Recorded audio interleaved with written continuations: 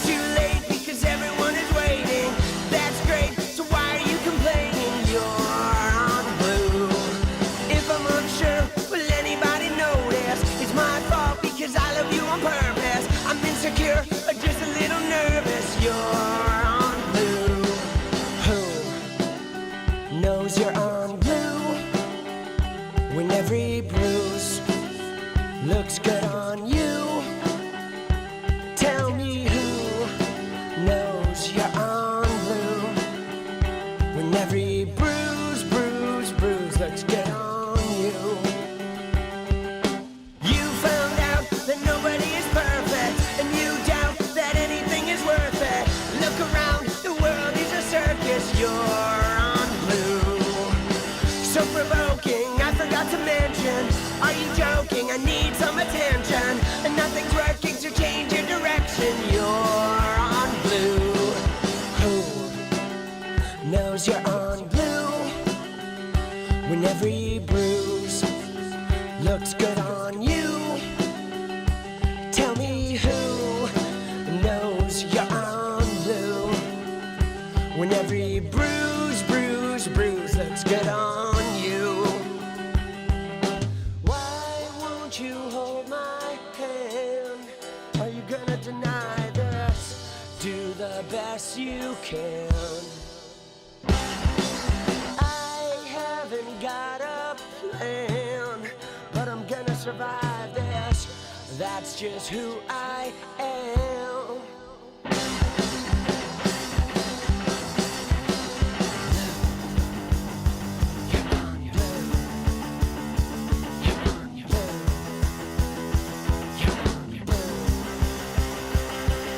When you're on blue, you keep everything inside of you. You try to play it cool. Sometimes you gotta break the rules. I don't know why you are confused. All you need is a little bit of attitude. Yeah. This is it. I'm tired of explaining. It's too late because everyone is waiting. That's great, so why are you complaining? You're on blue. If I'm unsure, will anybody notice? It's my fault because I love you on purpose. I'm insecure or just a little nervous. You're on blue. Yeah. Yeah, yeah. Hey, hey. Starting to enjoy the view. I'm all about the attitude.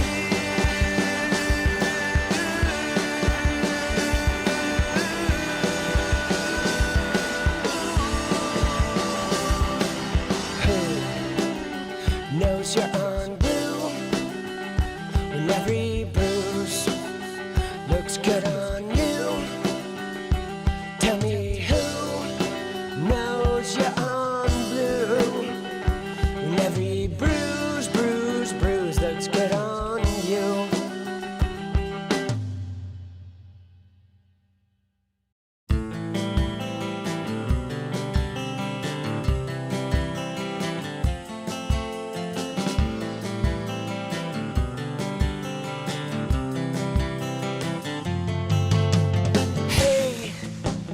I just wanna change the world.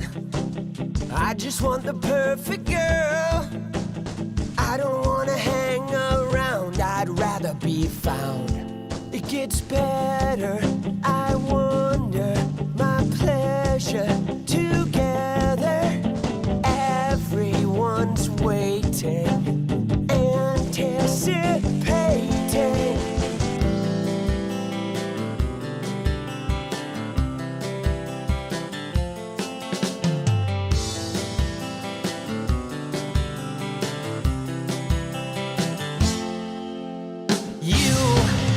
I will never be alone again. I'm immune to the things they said. My heart's unbreaking. You're radiant truth. I know that you will understand because I finally found myself. My heart's unbreaking. You're radiant. Hey, I just wanna change the world, but I'm not gonna wait my turn.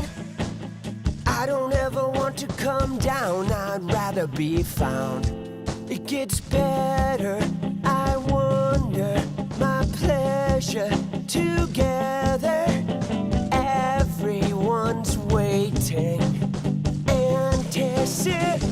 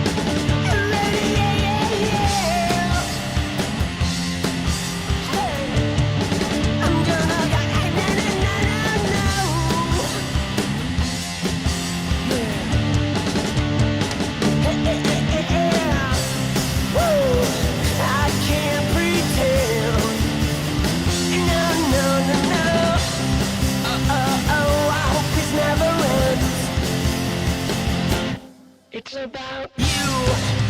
I would never be alone again. I'm immune to the things they said. My heart's unbreaking. You're radiant truth. I know that you will understand, because I finally found myself. My heart's unbreaking. You're radiant. You're radiant.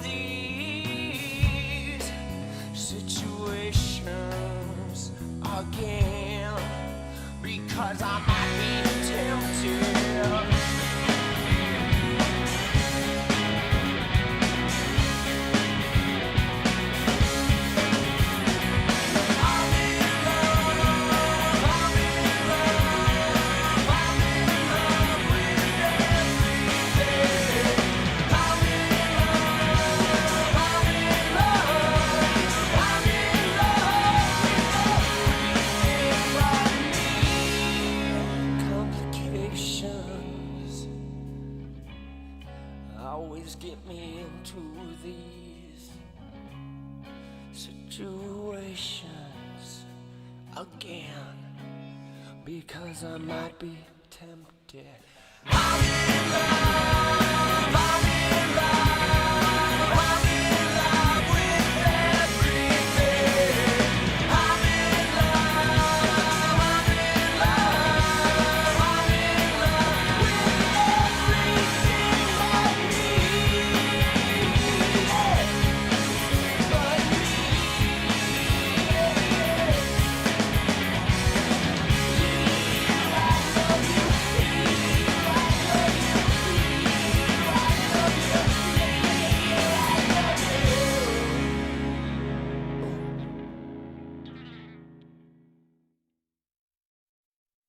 you're all I've got.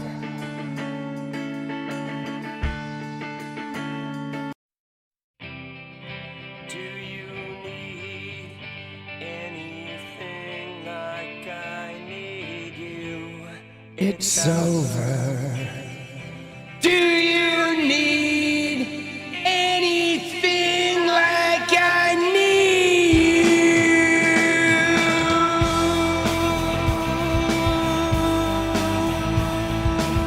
What up? Yo! Oh! Let's go! Dude, election night! I've got no place to be alone, my friend. Cut his wrist instead. There's your answer. You better save yourself or else. Nothing like success. I would rather be in hell than regret. Do you need anything like I need you? It's over. Oh, do you need anything like I need you?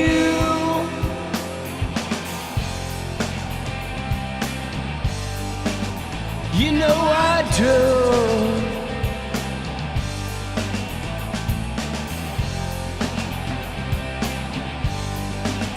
Yo! Alright, alright! Let's go! Dude, how we doing? Oh shit. Alright, I'm a little low on energy, dude. It was a fucking crazy day, bro. Dude, the baseball game today, the Mariners game today was fucking insane. Oh my God. This shit was like a nail biter of nail biters. I'm serious. I feel like I lost a year or two of my life watching the fucking Mariners game today. Bro, and they won. But man, it was crazy. Greetings and salutations. So we're gonna burn through some shit tonight. Okay, we're gonna try to cover some stuff. We're gonna see. We're gonna grind it, boss. We're gonna try grinding it. Okay. I feel like it was a pretty eventful day. First off, let's. How we doing? How are you guys doing? How was your election Tuesday? Do we have anyone from the primary states today? What did we have? We had Maine, we had South Carolina, we had North Dakota, and we had Nevada. And those were the big four. Obviously, Platner won in Maine. It looks like by a huge margin. Now, we're going to look at Maine in a little bit. We have to look at the turnout too, because it seems like there was a pretty big turnout in Maine for a primary. I was looking at the numbers and lot of turnout. Okay. We're also going to look at Nancy Mace in South Carolina. There is some shit that Natalie put in there on fucking from CNN, a little bit of CNN conflict, which I believe is related to people they're lying about, like, they're lying about voter fraud again, okay? Where, they have this Spencer Pratt idiot, all these whatever online PR campaigns, and then he doesn't get in the top 2, so they're like, oh, California cheated. So they're like, oh, we got to have SAVE Act. So Trump's like, oh, federalize the elections. And I mean, it is just a bunch of Republican assholes wanting to fucking put the clamps down on shit. So we're going to look at that. And we are going to look at Kasparian. Of course, she's melting down because she hates progressives, and Nithya Raman winning in, getting into the runoff is a real problem for Anna Tucker Carlson Kasparian. And last but not least, maybe we'll go and look at Candace Owens and TPUSA, their forever battle. All right, dude, let's go. That's what we're going to try to look at tonight. We'll see if we get through it all. I'm not going to stay on too late because I'm going to a movie tomorrow and I am got to get some sleep tonight. I've not been sleeping good. I've been sort of burning the candle at both ends lately, but feeling good. Just like a lot of hours. You're taking Tom Steyer's loss really bad. Yeah, well, you know what's funny? You know what's funny about this, guys, is I've been thinking about Katie Porter, and I've been thinking, like, why the fuck did she stay in? Okay? And here's what I wonder, guys. I'm going to go to my grave wondering what I'm about to tell you, okay? And let me just tell you, let me pull it up, okay? Because I have a theory here. Watch this, all right? Watch this. We're going to go to California. All right, we're going to go to fucking California here. And because obviously, okay, if you look at this, Katie Porter, 373,000. If Katie Porter had dropped out and endorsed Tom Steyer, okay, he would have been in the top 2. And there'd be a progressive in the hunt for California. All right, now, here's what's weird, though. You ready? I had been messaging Katie Porter and saying, dude, you should drop out. You should drop out and help Tom Steyer. And, you should, right? Because Katie Porter was like a progressive, supposedly, right? Or she was, you know what I'm saying? But you know what's interesting? And let's keep an eye on this with Katie Porter's future, because I saw something else today when I was looking at these numbers. And you know what I saw, guys? What if Katie Porter knew she had pissed off the Democrat establishment because of what happened with Adam Schiff, right? She level jumped, ran against Adam Schiff during a Trump election, right? Everybody was mad at her, like the party itself kind of turned on her. What if she stayed in to sink Tom Steyer to guarantee that the mainstream Democrat Becerra wins? Like, that's like mind-blowing. I think she sank Tom Steyer on purpose to try and get back in the good graces of the Democratic Party, of like the real, like, gritty, like, old school party people. I can totally see it. Because Becerra, like, I didn't think he was really, I don't know, I didn't really think he was competitive. But now what's going to be interesting, and here's how we'll know, is if Katie Porter runs for something, like a whatever she runs for, and she gets like the full backing of the Democratic Party, and they don't run anyone like a straight up, like really ensconced Dem against her, we'll know. I'm telling you right now, we'll know. If she runs for office again and the Dems don't run like a Becerra against her and they fully support her, we're going to know, guys. We're going to know, dude. I mean, I kind of already have a feeling that which is wild because I was trying to get her to drop out and back Tom Steyer to do a solid for the Dem party anyway. But then I realized, like, you know, the Dem party, like the ensconced Dem party, doesn't really want Tom Steyer. They wouldn't have hated him, but they certainly didn't want him, right? Yeah, California does a jungle. So the way California's primary is this, is everybody is in one ballot, okay? Dems, Republicans, independents, whomever. All right, you're all on one ballot. If one candidate gets 50% or more, then they win outright and there's no runoff. But if nobody gets 50, then the top two go to a runoff, okay?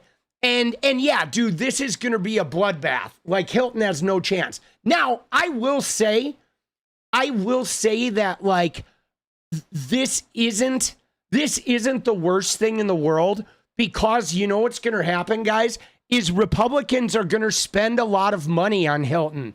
I think they are. I think they're going to spend money on Hilton, and here's why. I think they know that Hilton has no chance. However, it is a high-profile market, so spending money on Hilton allows them to sell people on, like, we're going to win this. It looks like we're going to win it, which makes everybody think nationwide they have more of a chance than they do. I mean, look what they did with Pratt, right? Pratt had no chance, but they're going to use the California primary as a pulpit because it's California and because it's a big state, big race, big money. They're going to use it as a pulpit. And I think that's helpful because we do want to drain as much fucking money as possible, right? And Jen Cole, when you say confused, did you really think you had the juice to make her listen to you? It's not about that, Jen Cole. It's not about, like, thinking, oh, I have the juice. It's the fact that I always speak out to candidates and shit and speak out to people like that. And whether they listen to me or not, it doesn't matter. It's still putting the energy and, you know, like injecting myself out into the world. So you never know. I mean, I wasn't expecting anything, but I boldly put myself out there always. And I've always ascribed to that. And that's how, though, that's also how I've gotten into the rooms with like super fucking big executive producers and shit auditioning for jobs, because why not? You know what I mean? What does it hurt? You know what I'm saying? To, like, express yourself and throw your hat in the ring. You're not going to get into the ring if you don't fucking, like, if you think, oh, I can't talk to those people because they're too big, you know? You know what I mean? You got to throw it out there. It doesn't matter if they hear it. It's energy, baby. Got to put your energy in. But yes, I always speak into whatever rooms higher than my pay grade and you know, expect that, you know, maybe I'm going to open the door a crack. Dude, I'm serious. You know, not too long ago, you ready for this? Not too long ago, I reached out to the head of the Democratic Party in Wisconsin, talking about possibly running for a state Senate seat and you know, as an unknown. And he never got back to me, but I did meet Kamala Harris's digital director in the state of Wisconsin. And, like, now he and I are, like, you know, in fucking, you know, in each other's DMs. So, like, you just don't know. It never hurts to use your voice. And I don't know if you take something from that, but I highly recommend it, guys. I highly recommend you just, I mean, as long as you can do it, like, expecting nothing. That's the thing. You have to expect nothing, you know, because otherwise it gets weird if you reach out to people and you expect them to get back to you, or you expect a certain type of response. You have to be real open about it. Even if they reply back and are like, fuck you, don't ever email me again. You're like, oh, all right, if you can detach yourself from expectations, like, then I highly recommend, reaching out to people some levels up. You never know, right? Aim for the moon by going to Donald Trump, asking him to resign and walk into a jail cell. Dude, Smasher, I say yes. I mean, can I just tell you though, guys? I think for me, I know we took a little detour here, but I think this is an important one though, because for me, this is something I picked up living in LA as a rock and roll musician, and it's about the elevator pitch. Okay, I don't know if you guys have heard that phrase, elevator pitch, but it's a very real thing. Okay, in LA, you could get in an elevator, you could be a waiter and at the table, and it's like, holy shit. Like one day I was waiting on 𝗙𝗎𝗪𝗀, the head of Interscope Records, and I realized I couldn't pester the man, but like when I first walked up to him, I knew I had 20 fucking seconds to introduce myself and say, I'm going to leave you alone for the rest of the meal. But my band Soul Driver, we're kind of like, Columbia's looking at us. We have a thing going on. I think you might be interested in. I love what you did with Stevie Nicks in the fucking 70s. And he gave me a card and was like, drop a demo by my office.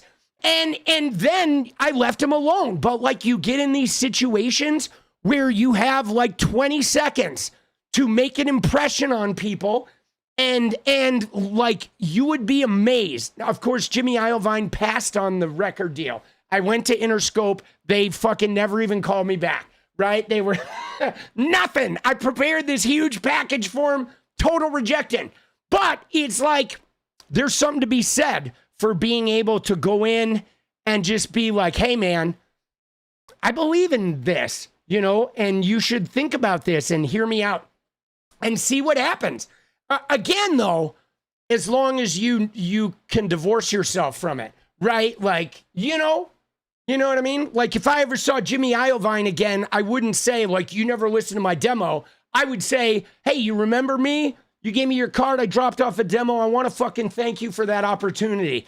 And then you leave it at that and see if he says, oh, actually, I did hear your demo. I thought it was pretty good. But, we weren't interested at the time. You know what I mean? Whenever you go to lunch with your brother and his movie producer friends that get up by hungry talent, let's go. Dude, yeah, we can start with Anna. But I think Katie, though, I think Katie may have taken my advice, actually, but she did it differently. She did a solid for the Dem party, but she did it by maybe sinking style. Let's go. Dude, I swear to you though, guys, I think like learning how to do an effective elevator pitch is like seriously up there with like knowing a good lawyer. I think it's one of the most important skills in life to have. Right? Being able to do an elevator pitch. Dude, I shit you not. All right, here, let's look at Anna, dude. Now, Anna, though, you ready? Anna's mad, guys. And correct me if I'm wrong, though, Natalie. Isn't the CNN clip about this, too? The CNN is about the LA mayor race, isn't it? Isn't CNN about like perceived election impropriety? That fucking, that white-haired guy. What a solid for corporate Dems. Got to be ready for those opportunities in life. Yeah, you do. You do. I think like, you just never know, man. It was about California elections in general. All right. So anyway, dude, look at Nithya, though. Dude, Nithya opened up a huge lead on Spencer Pratt. Now, guys, can we just say, you ready? You ready for this? Hold on. I want to show you.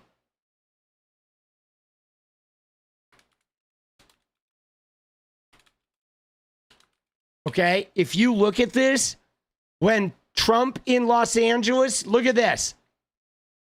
In a two-way race, okay, in the city of Los Angeles, Donald Trump versus Kamala Harris. Donald Trump got 26.5% in a two-way race. All right, this was 2024. And in LA, Spencer Pratt got 25.5. So Spencer Pratt got right around the same amount, not quite as many votes as Donald Trump. So, dude, there's nothing about this election that was remotely unusual. The only thing that was unusual about it was a bunch of jackholes believed Spencer Pratt's bullshit ramblings online and all of these right-wing influencers that were being paid to pump him, right? Nobody in LA thought this guy was going to win, dude. Nobody I knew in LA thought he was going to win. Was like, nah, dude, not a chance. It was a great online PR campaign.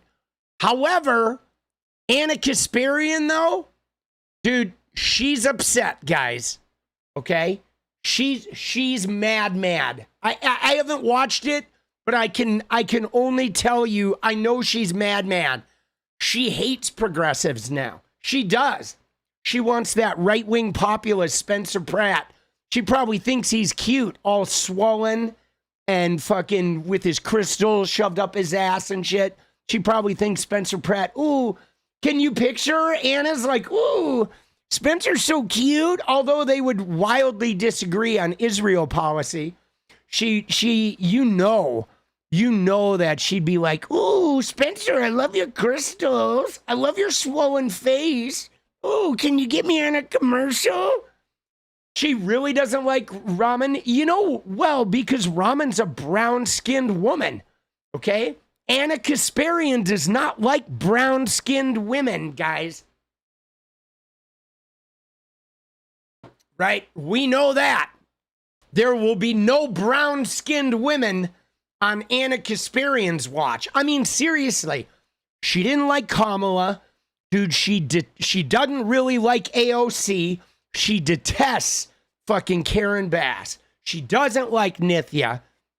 Dude, show me a brown-skinned woman that 𝗙cie Kasparian does like in politics, okay? Dude, she doesn't like anyone that's brown-skinned. Can never be great with a dishonest Listen, we traveled all the way to Wisconsin for this interview. President Trump had a contentious interview with Kristen Welker on Meet the Press. Not only did they talk about Trump's pretty disastrous foreign policy, where he managed to contradict himself again and again, they also talked about rigged elections. Now, the interview started to break down when Welker asked Trump about the $1.8 billion anti-weaponization slush fund that it appears he's now backing off of because of Republican opposition. Where is the part with Nithya? Is it later? Oh, it's at the end, huh? All right. I think we're going to jump ahead. I think I'm going to jump ahead to the Nithya, and then maybe we'll come back and watch some of this. If there's something else here we want to watch, but it's at the start? Oh, it is? Oh, all right. All right.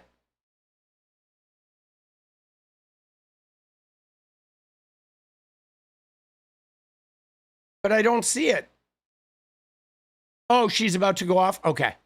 In fact, Republican opposition basically stopped that project in its tracks. And it might be one of the few things that I'm going to give Republican Congress people some credit on, because it was a $1.8 billion slush fund to be funded by American taxpayers. And there was going to be no transparency in who would get awarded that money. It was supposed to benefit people who were victims of the Biden administration's lawfare, including, January 6 people. But nonetheless, that slush fund doesn't appear to be happening. Then the wheels really started to come off during this interview when Trump got into his usual complaints about the 2020 election. I can't believe he's still getting into it, but he does.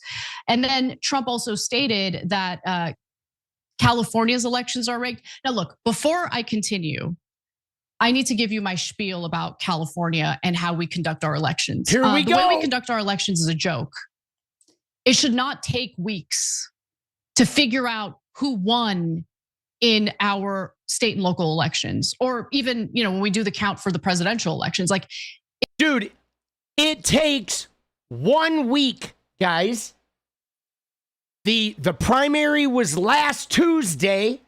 Here we are the next Tuesday. It takes 1 week. Okay? Like, that's literally it.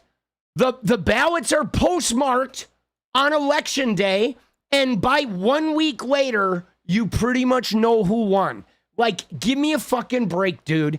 It's not weeks. It is literally 7 days. Okay? 7 days, dude. Give me a fucking break, dude. You get an STD test and it takes 7 days. All right? Like, come on, bro. Or Anna, dude, she doesn't get STD tests, I guess. Dude, she just is like, come on, Skippy. Yo, Anna. Yeah, political punk here. Are you aware that it's been 7 days, right? That's not weeks. 7 days is 1 week, okay? Yeah. I know you're mad. I know you're probably going to run out and start screaming at your neighbors about Israel or something. Probably going to try to bomb them or something. I know you're pissed. You hate progressives. I know. You want Tucker Carlson to have every government position out there. Yeah, fuck you. All right? 1 week. 1 week, you idiot. Bye-bye. Dude, let's go. Dude, she's leaning harder than fucking Charlie Kirk was, bro. She is. It takes much longer in California compared to other states. Why are we so incompetent here in California? Because here's the thing. When it takes this long to tally the votes, 1 week. Can you really blame people for wondering if the election is rigged in some way? So I'm going to explain to you why it gives the appearance of rigging in just a moment. Do I think that there's evidence of rigging? I don't, but I do think that taking this long to tally the votes, I do think the way we carry out our mail-in ballots, and I'm not against mail-in ballots, but I think the way we count the mail-in ballots or the deadline for the mail-in ballots, how that delays the final results of the election is a problem. And so I actually do sympathize with people who are very upset, including Republicans across the country who are like, I don't know, is that mayoral race in California rigged? I do not believe it's rigged. Dude, there is no issue with a postmarked ballot and then a 7-day grace period. There's literally no issue. There's you know what I'm saying? It's like a postmark buy. We've lived under those fucking rules for everything. You know, it must be postmarked by X date. It's not a huge deal. All right? We'll know the results in 1 week. What the fuck is the problem? Okay? That is not why we there's, election integrity questions. There's election integrity questions because this fucking guy, this turd, has lied about an election for 6 years. Unchecked. Okay? This turd has flat out lied. Fox News got fined $787 million. Her little, idol, Tucker Carlson, got fired because he's lied unchecked for 6 fucking years with all of his little cronies building this thing because no one has said, fuck you, show us your proof right now or we're going to call you a liar. You're a liar, Donald Trump. You are a liar. You have no proof. Interview over. Right? Kristen Welker finally 6 years into this thing gave the tiniest amount of pushback. So, no, Anna, it has nothing to do with 1 week, Anna.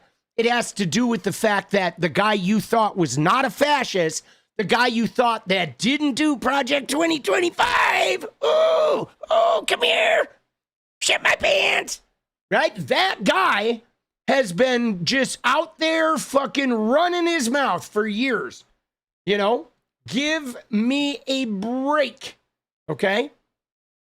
But I do think that the way we do things here in California is ridiculous, absolutely ridiculous. We're supposed to be the wealthiest state in the country. What is this? Anyway, Now, Trump states that California's state elections are rigged without any evidence. And for context, voting closed last Tuesday, and California is still working on counting the ballots, believe it or not. So the Los Angeles mayoral candidate, who you might be familiar with, Spencer Pratt, former reality star, he's the most right wing of the leading candidates. The others include incumbent mayoral candidate Karen Bass, who has been disastrous. And then the other challenger is Nithya Raman, a current city council member who is even more disastrous than Karen Bass. Yeah, I said it. I live in her district. I'm not interested in hearing anyone from Brooklyn tell me she's amazing. She's not amazing. Dude, I like Nithya. I do. I like Nithya. She reminds me of the AOC of Los Angeles, dude. I do like her. Okay, under her leadership, the same corner in my neighborhood has seen endless drug overdose deaths. Oh, by the way, just for the record, you ready? It is not the state representative's job to police the fucking corner of your neighborhood, right? I mean, dude, when a homeless guy lost his mind and smashed out our windows on the corner in front of my house, I didn't go fucking call my state representative and be like, you need to get down here, buddy. There's like a lot of homeless guys in the neighborhood. Give me a fucking break, dude. Like, Anna, yo, you ready? Like, call the cops. Oh, the cops aren't working? Okay, start a neighborhood patrol. I mean, you know what I mean? Like, give me a fucking break, dude. You're talking about your rep. And not only that, though, too, you ready? You ready for this, guys? I'm just not buying that Anna lives in a neighborhood where people are dying on the corner. I mean, we saw her yelling at her neighbors. Dude, there were like pink Art Deco looking condos and shit. Where does Anna live? Does she live in Woodland Hills or something? Right? Encino? She doesn't fucking live on, Hollywood and Crescent Heights. You know what I'm saying? She doesn't live on like down by MacArthur Park. Give me a fucking break. People are dying of drug overdoses on her corner. I don't know if that's adding up, guys. I don't know that that's adding up. I saw her yelling at her neighbors, and that neighborhood looked like Encino, Studio City, Canoga. It looked like, maybe Coldwater Canyon. It was definitely not fucking, Hollywood and Vine, okay? Dude, endless amounts, guys, endless. Let's go back and hear that again. In hearing anyone from Brooklyn tell me she's amazing, she's not amazing, okay? Under her leadership, the same corner in my neighborhood has seen endless drug overdose deaths. Endless. Deaths. This woman lives in a freaking ivory tower, giant mansion in Hollywood with her TV writer husband. Hold on, I do want to look. Let's look and see where Nithya Raman's.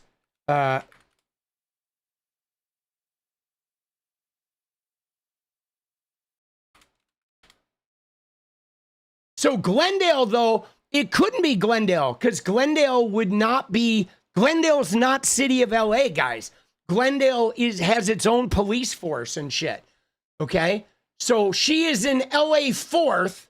Okay, she is in LA 4th district, which is.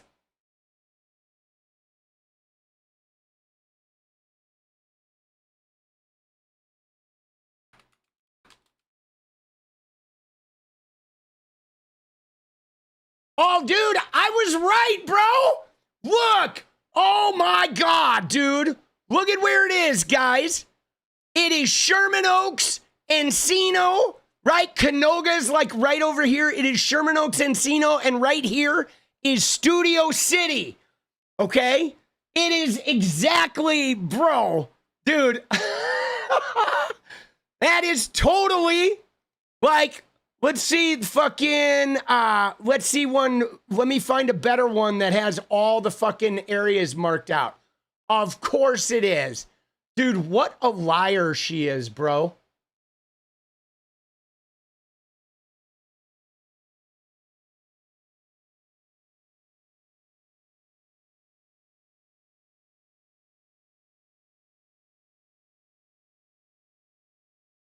Dude, it's not the super wealthy part of the valley, right? The super wealthy part of the valley is more, you know, I mean, I guess this does include a little bit of the hills, but it's the valley, okay? And the super wealthy part of the valley is more like Encino Hills and Canoga Park. And then when you start moving further west out into 𝗙cie and 𝗙𝗪, that's Thousand Oaks. But it is like, this is not the rough part of the valley, okay? This is not the rough part of the valley at all. Not at all. All right, but here, let me find a good map.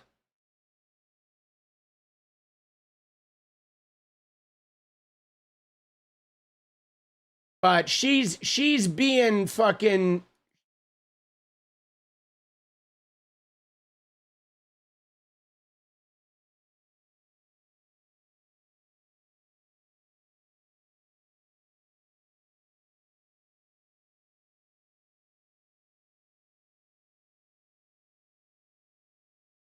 I'm going to try and find one with the cities.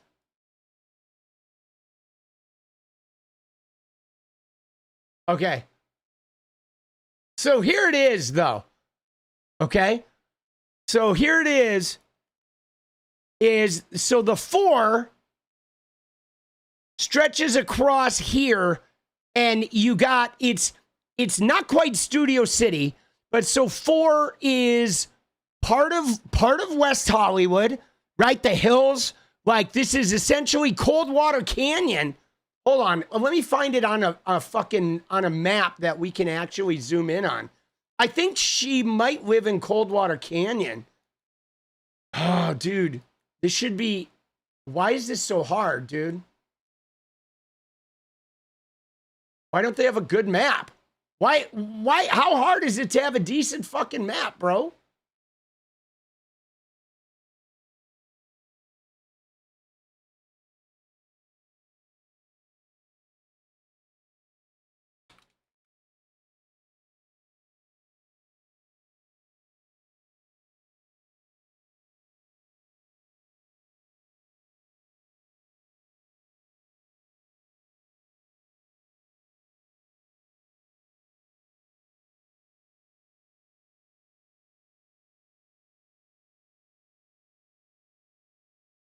Dude, this is fucking pissing me off, boss. Okay, here we go. This one is decent, I think. All right. So there we go. No, that's the same one, dude.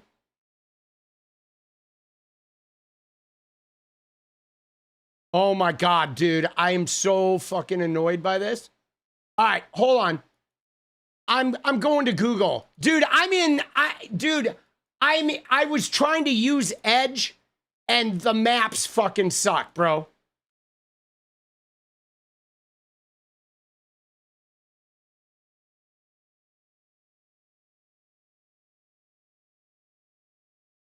Oh my God. All right.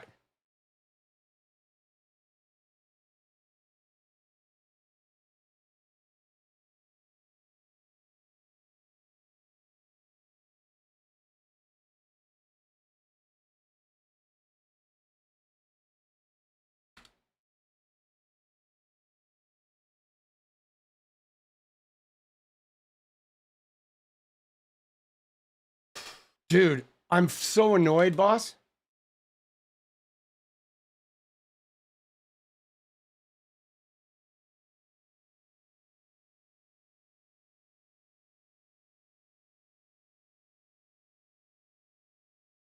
All right, here's one. Okay, so here we go. So here's the 4, guys. This is what I was looking for. Okay, so LA4 has the bottom of Toluca Lake and Studio City, right? Right? The Hollywood Bowl and the hills around the Griffith Observatory and shit. Here's Glendale over here and Burbank's up here. So it's everything by Griffith Observatory and I guess Los Feliz, okay? Upper Los Feliz, which is really like froofy condos and apartments. It is the north part of Hollywood and the Hollywood Bowl and the West Hollywood, but the hills, okay? The West Hollywood Hills. And then up here is, it extends all the way up the 405 through Sherman Oaks and a little bit of Encino here and into a little bit of Reseda, right? And so there's a decent chunk of Ventura Boulevard.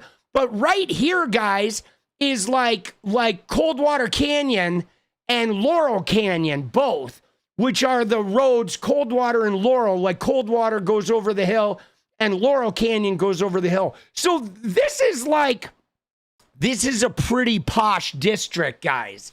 Okay? I mean, it is not as money as up here in the Bel Air, Beverly Glen, or over on the other side of 405 and shit, or the West Valley.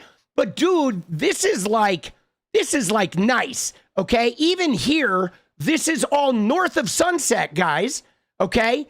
This is north of Sunset. This right here, this yellow road, this is Sunset Boulevard. So the Whiskey and the Roxy, this turn right here, when it goes through Beverly Hills, all of the Whiskey and the Roxy and the Viper Room and shit are all right here on Sunset. And so this is like Hollywood Hills and, Laurel Canyon and shit. This is pretty nice. And up here in Sherman Oaks, it's, Ventura Boulevard has a lot of like eating places and shopping and shit. Okay. But this is all like decent condos. So Reseda's over here. And so I think from what I saw of Anna, she does not live here, guys. Okay. What I saw of Anna when she like chased her neighbors, she's definitely somewhere in Encino, Reseda, or like somewhere in this fucking corridor here. Or she would have to be over by like Toluca Lake and Studio City. But she's not. Like, this is like windy canyon and shit. But she lived in an area that was like apartment buildings and condos. And no, Reseda is very nice. Encino's nice. Like, all of this is nice. All of this is nice. When you get into like North Hollywood and Van Nuys and Panorama City is where it gets a little scuzzy, right? But West Hollywood is down here, and I don't think she lives in West Hollywood. Not if she lives in District 4, because the part of District 4 that's in West Hollywood is pretty much like in the hills. I think she lives over here somewhere, Encino, Reseda, Sherman Oaks. But whatever, whatevs. But this district, though, guys, this district is not like, I'm not buying that there's a lot of drug overdose, endless overdose deaths, right? It says she lives in 3. Yeah, I don't know which one 3 is, but this is Nithya Raman's district is 4, right?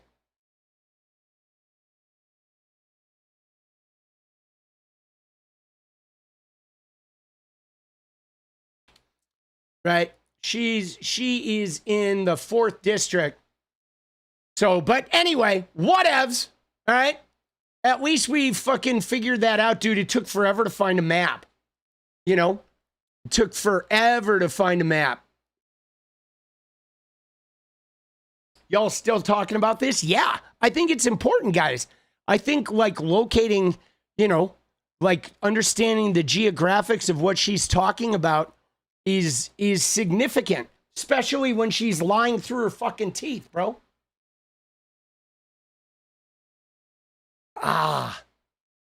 So let's just see something here.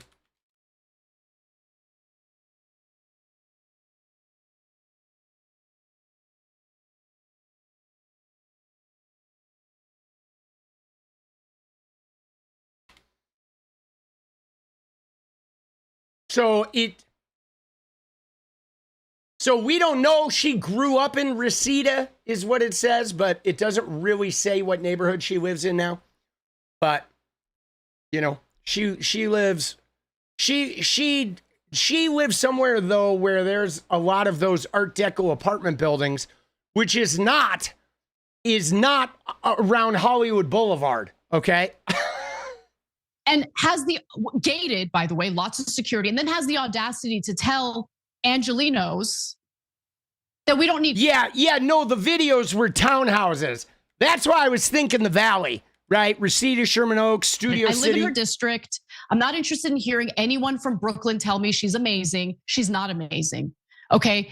Under her leadership, the same corner in my neighborhood has seen endless drug overdose deaths.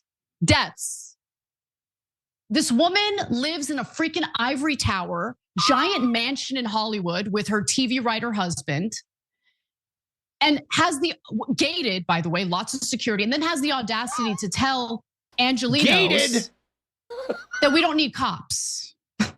She's a joke.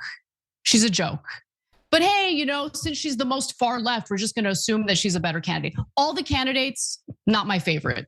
Dude, Anna, I'm sorry, Anna. You are the worst kind of Karen out there because there is nothing good to this woman. You know what I'm saying?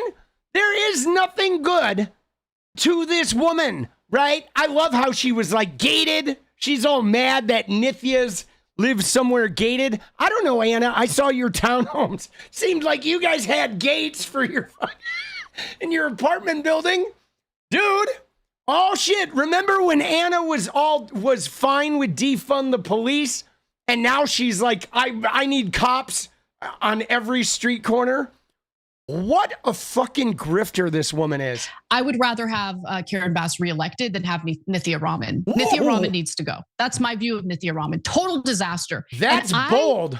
Do not like Karen Bass. So this gives you a sense of how much I've loathed Nithya Raman's leadership here in the district she represents, the district I live in. Jesus, dude. It's almost like Nithya Raman is Gavin Newsom, bro. Oh my God, what about Newsom Raman 2028?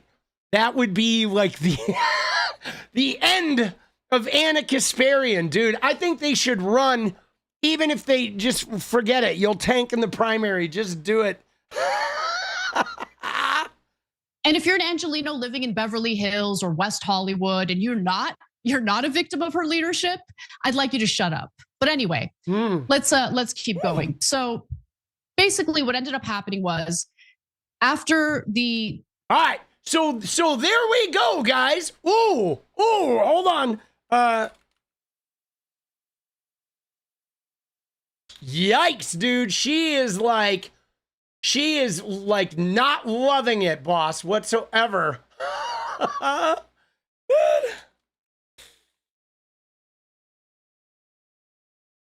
Oh, shit, dude.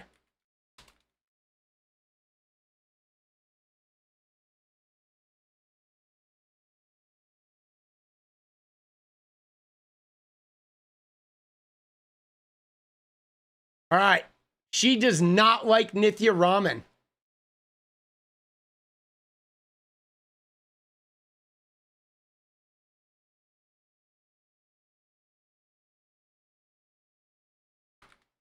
Dude, social is when you have no house. Progressive is when you have no gate. Dude, that's funny, bro. Oh, shit. Dude, all right. So there we go. We just hear that Anna, like, can't stand Nithya Raman. That is pretty wild. Like, I've not seen her have that kind of venom for a politician in a while. Isn't it? See, one of the things though, isn't it really like, it's like she has more venom for Nithya Raman and Gavin Newsom than she does for Donald Trump. That's wild, okay? That the level of vitriol with the far left progressive politician is like, man, dude, she would rather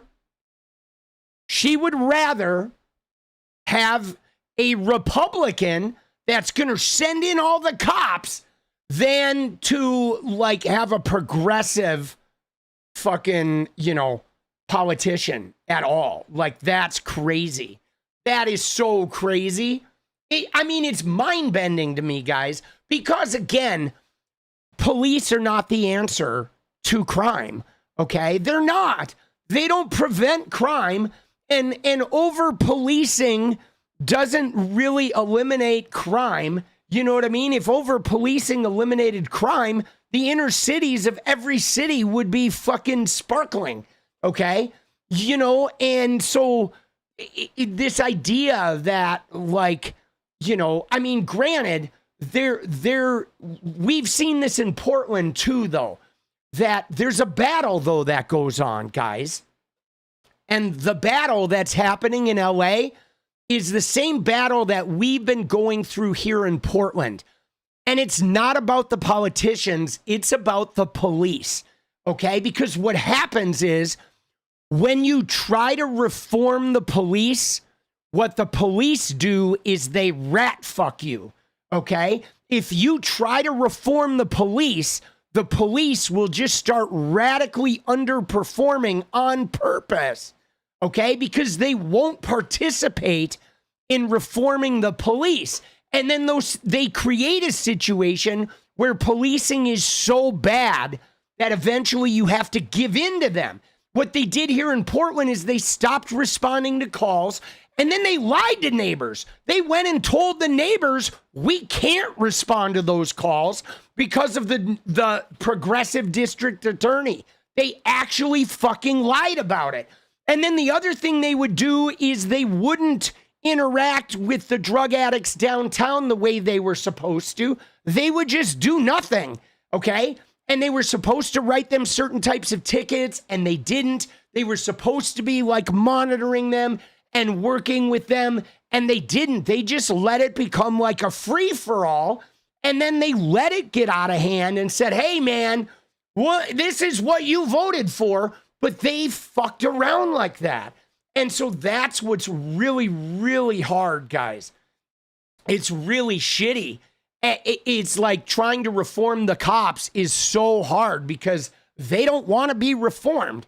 They want no oversight. They want endless money, and they want to be able to do whatever the fuck they want, how they want it, to be able to kill people and fucking whatever, do the shit they do and have no interference from anyone, okay?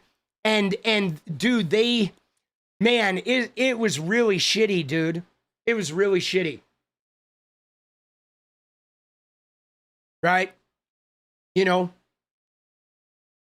And so, yeah, so that's the thing. But blaming it on the politicians is ridiculous. It is. It's ridiculous. All right, we're going to pivot, guys, while we're still in California. We're going to go to the CNN interview. By the way, guys, I just want to say thank you for riding with me. I know I got a little, like, I could have just forgotten about Anna's district, and but I got on a mission, dude, because she was talking like so full of hatred. But I'm telling you this right now. You ready? I can say unequivocally, after looking at that map we looked at, that there is no corner in that district. There is no fucking corner in LA City 4 that has endless numbers of drug overdose deaths, dude. Not a chance, okay? Not a fucking chance, boss. Give me a break. And if it was, it might be over near the Los Feliz area, over by the observatory, or just south of North Hollywood in that little like Studio City pocket, or maybe out by like Sepulveda and fucking, Ventura Boulevard over in the Sherman Oaks area. But give me a break, dude. Endless.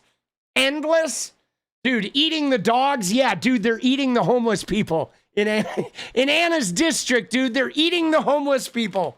All right, you ready? Well, I think he should do this two to three times a week. So let's go. Let's watch this bit. Where do we know where this starts, Anna?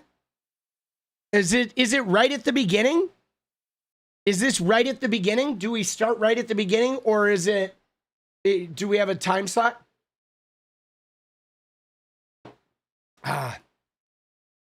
Oh, you don't know? All right. So let's see. All right. I know what we'll do, though. There should be a transcript and oh,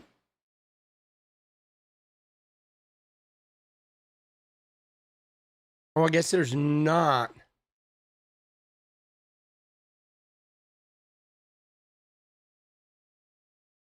All right. Well, we'll skip around. We'll figure it out. This was a great interview. Storm out of interviews? Oh, no, absolutely, because I'm going to just skip around here. Okay. Of the vote. I don't that's a total speculation is also not. Oh, here we go. All right. I think it starts pretty early, actually. All right. I think it starts pretty early. I'm just going to play it. That's always the comeback. the president's base and most of the week. Well, I think he should do this two to three times a week. This was a great interview. Storm out of interviews? Oh, no, absolutely, because the president's base and most of the country still views the mainstream media as very biased against them. They feel very demonized by the media. They feel very misunderstood by the media. They don't feel like the mainstream media. That wasn't the question I asked. I asked why won't he present to try to actual proof of the thing that he's claiming. Can I talk about that? Because that's always the comeback. Where's the evidence? Yeah, because the evidence is this. If you're going to claim fraud, there should be some evidence. Okay. That's the evidence is this. You have a California system that enables fraud to happen easily. You don't have voter ID.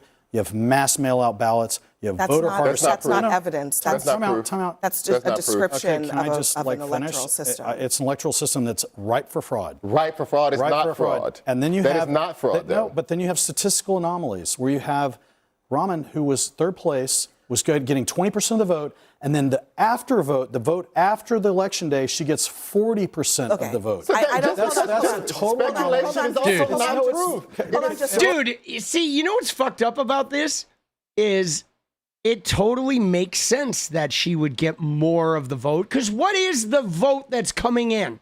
It's people who mailed their ballots on election day or close to election day, which meant that people who hadn't made up their mind waited close to election day after a whole campaign of hearing how bad Karen Bass is. And they don't want Spencer Pratt. So if you don't like Karen Bass and you don't want Spencer Pratt, who are you going to vote for? You're going to vote for Nithya Raman. So, I mean, her getting a higher percentage of the people who waited till the end to vote makes absolute fucking sense, bro. It is the most sensible. I mean, if it had been any other way, it's like anybody who liked Karen Bass is probably voting right away because they know it's Karen. Fuck everybody else. We're going with Karen, right? And then everybody else is like, let's see how this plays out. And you watch more information, and then Spencer's like, Karen sucks, Karen sucks, Karen sucks. Then he starts getting on Nithya and attacking her. And then you're like, all right, well, now who do I choose? I don't know. Dude, it just makes a lot of sense, man. You know, it's infuriating to watch people try to make speculation into proof. It's not speculation, that's data. That is not data. We're going to spend a whole segment on the California race in just a moment. So we're going to talk through some of the stuff that you're talking about there. But I actually think that we can boil it down much more simply than this. Trump falsely believes that he won the 2020 election that he lost. When he is challenged on that, he gets upset and he storms out of an interview. Explain that one. No, they were talking about the mayoral race in California, and he was talking about the fraud there, the rigged election there. Okay. That's what they were talking about. It's rigged? You believe it's rigged? I do believe it's rigged. Oh, my God. We can wrap the show up. 100% rigged. We can wrap the show up. He also was talking about his favorite obsession, which is 2020. What's that? In that exchange, he also was talking about the election that he lost in 2020. Well, he talked about that, the 95%. He also got mad because he has 94%. What's the explanation for that? 95% negative press coverage. He's sitting there in a negative press interview. Again, answer the fucking question, bro. What about Trump lying about 2020? You see how he's avoiding the question? Dude, this guy is fucking pissing me off, bro. What does press conference have to do with the fact that she asked for proof of fraud? Here's the thing about the president. When he was candidate Trump and they had the primary and he lost to Ted Cruz, the first thing he said was it was rigged. And he insisted that the state officials change the actual results of that primary. You remember that. And Ted Cruz was very upset by that because he called Ted Cruz a liar. That was what, 10 years ago. So to characterize, this conversation without an understanding of who he has been, I think is unfair to the conversation we're supposed to be having now. He's always done this. Caroline also suggested that Trump loves taking tough questions, but here is his very real history of not taking tough questions that he doesn't like. Listen. Your first statement was, are you ready for tough questions?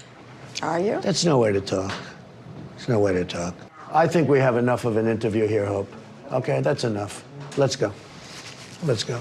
The only way it's not going to happen again is you have to solve the problem of the presidential rigged election of 2020. Mr. President, if I'm... Wait, one more question. The woman that you said was a great doctor in that video that you retweeted last night said that masks don't work and there is a cure for COVID-19, both of which health experts say is not true.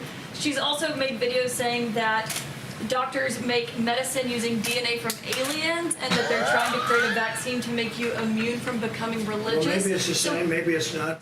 Last week, well, real quick. Okay, thank you very much, everybody. Thank you. Okay. Listen, Okay, there's no. hold on, because I haven't spoken. There's two different things that I think need to be addressed in the clip that we saw from the Meet the Press interview. The first is him alleging that he didn't lose the 2020 election. Trump and his team filed over 60 challenges in court and lost every single one of them. So there is no evidence that held up in court. That's number one issue. The second issue, which to me is just as horrible and needs to be discussed, is his consistent berating and insulting and ad hominem attacks, particularly against women. Whether it's Give Kristen, me a break. What do you mean give me a break? Kristen Walker this week. It's Kristen. Caitlin Walker, I'm Caitlin sorry. Collins last I've week. worked with The woman Kristen he when I called worked Piggy. at the White What House. do you give For me you a to break? say Have that you you're no going up shame against as a those woman women? No. that we hear Kristen him was call them tougher ugly on- and piggy and Kristen crooked was and tougher liars on him and in stupid that and bad interview journalists? than I have Have seen you most. absolutely That's no probably the solidarity with toughest women? interview I've Oh seen my him God, I face can't believe you to sit date. here and tell He me to give pushed you a up break. against But her in because this she was a network, tough we hear journalist. him Not because she tell was a our woman. journalist that Caroline, let me she's let her not finish, fit to because be she a didn't finish her journalist thought. because she doesn't smile. How dare you tell me to give you a break? Have Caroline, some shame. Why would don't the you? president... I mean, dude, she's not wrong. Like, let's go, dude. I mean, she's not fucking wrong, right?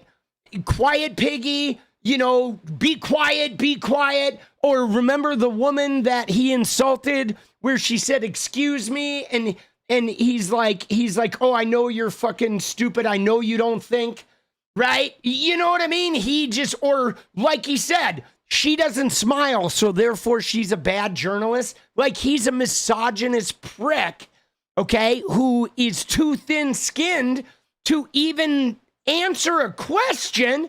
He has to get up and run away, but he has no problem berating everyone and acting like everyone else is stupid, you know. And the bottom line, guys, is that motherfucking man has never showed one item of evidence that 2020 was stolen from him, right? He told Joe Rogan, I got documents, I have papers. He doesn't have any papers. He's never shown anyone papers. He's never shown anyone documents. He's just a liar, okay? And this idiot here, this like dyed blonde, two-tone blonde idiot here, Mar-a-Lago auditioning woman, she is like, you know, she takes the usual MAGA tack where what she wants is she's like, we don't like the mainstream media, so we want Trump to berate you guys and be shitty to you guys and be like, right? That's the whole thing. Like, MAGA wants that. They want him to be a fucking douche. All right? Oh, dude, I saw somebody say something about the fucking, here, I'll put it up. The dance party goal. My bad. Let's fucking go. There it is. Sorry, guys. I'm fucking behind. I'm way behind. Should have done that right away. But yeah, dude, shit is bullshit. All right. Tell a woman that she doesn't smile enough when she's working, asking him, give you a break. Have some shame. Why would the president tell a woman that she doesn't smile enough when she's working, asking him a question? Because he's an equal opportunity offender, and let's not pretend. Let me explain how the game. Give me another example of him Let me explain how the telling game. Let me explain how the game works. Give me an example of him being equal opportunity. Let me explain how the game works, because Caitlin got something out of that exchange too. The president gets a lot out of having combative exchanges with journalists. His base loves it. His poll, that's why I said he should do 2 to 3 more of these a week. His poll numbers go up. But Caitlin's getting something out of it too. So many journalists have made their careers in this country off of being combative with President Trump, Caitlin Collins included, Jim Acosta, many former people. It is all part of the game. It is all part of the theater. She's tough. She can do it. But the fact that you guys are going to call this a woman problem, Kristen did one of the toughest interviews I have seen someone do with the president up to date. And he walked up and she deserves left credit because for that. he couldn't take it. He didn't push back. She flew all the way to Wisconsin, left her, and went to do her job. No, the guy needs to grow up. He's the president of the United States. He needs to grow up, and instead of walking out, having How many interviews did Biden do? How many interviews did Biden do? And how much did you criticize him? Did an interview. Okay, Biden is back in the White House. We can discuss it. The Biden is like a reflex. Dude, JG, let's go! There's more evidence 2024 was rigged. There is indeed. Dude, Trump's poll numbers are not going up. But guys, that Caroline Sunshine, can I just say, dude, Caroline Sunshine is a fucking joke, dude. Okay, the woman that's on this panel, all right? This woman is a fucking clown car extraordinaire, okay? She is. Dude, she is like, you know what I'm saying? Like, she is like a Fox News groupie weirdo that just goes on there and polishes Trump's knob, okay? That's what she is. She is a groupie and weirdo. So, Jim, I don't think anyone was saying 2024 was rigged. What they were saying is Trump's claims that 2020 was rigged. It sure looks, if you were to look at like anomalies, there were a lot more anomalies in 2024 than there were in 2020. Okay, 2020 was a pretty straight up election. But, you know, that's what that statement was about, right? But dude, this woman is just a right wing, like, you know what I'm saying? She is just a Donald Trump mouthpiece, okay? She is. Dude, Caroline Sunshine, she will like fucking, she is like, you know what she is, guys? You ready? She is the Michael Knowles of like women, okay?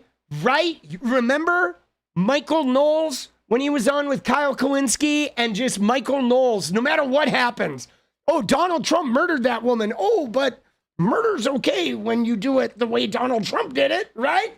He will polish no matter what Trump does. Knowles is like, let me polish. Oh, yeah, let me shine it, Trumpy. Oh, give me the knob. There you go, buddy. Right? Dude, she is like the female Michael Knowles. She like Trump could slit the throat of her boyfriend and she'd be like, nah, the relationship was on its way. She'd be like, come here, Trumpy. Let me lick the blood off your hands. I'm serious, dude. She's an idiot. It's the truth. Then just vote for the 2020 election. 𝗙𝐿𝐶, you were making a point. I get it.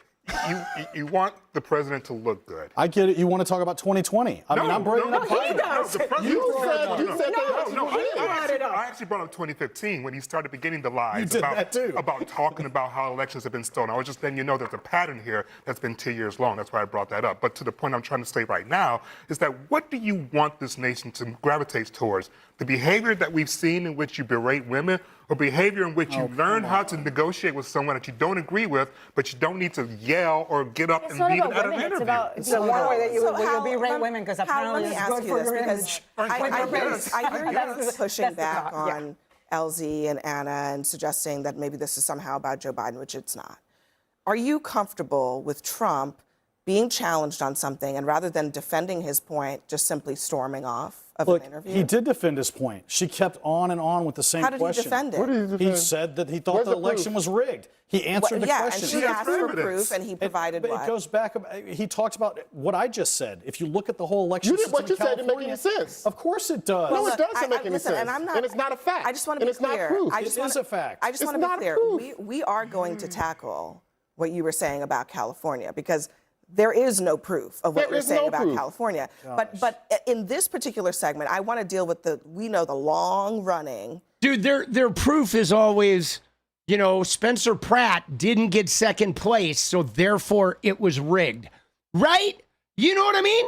I mean, it wouldn't have mattered if Nithya had jumped out in the beginning and had gone ahead of Spencer Pratt. They would have insisted that they had, like, found some Dropbox or something. You know what I mean? Like, give me a break, dude. Dude, he's claimed cheating. You ready for this? The Spencer Pratt people online were already saying before the election, they said if Spencer doesn't end up winning this, it's rigged. They were doing it before the goddamn election. Dude, he was saying him and Kamala was rigged, like in the beginning of the night in Pennsylvania, until Elon called him up and said, don't worry, you got this. Trump obsession, which he also brought up in that interview, with his loss in 2020, which he has now tasked the government with trying to validate, even though there's no proof of it.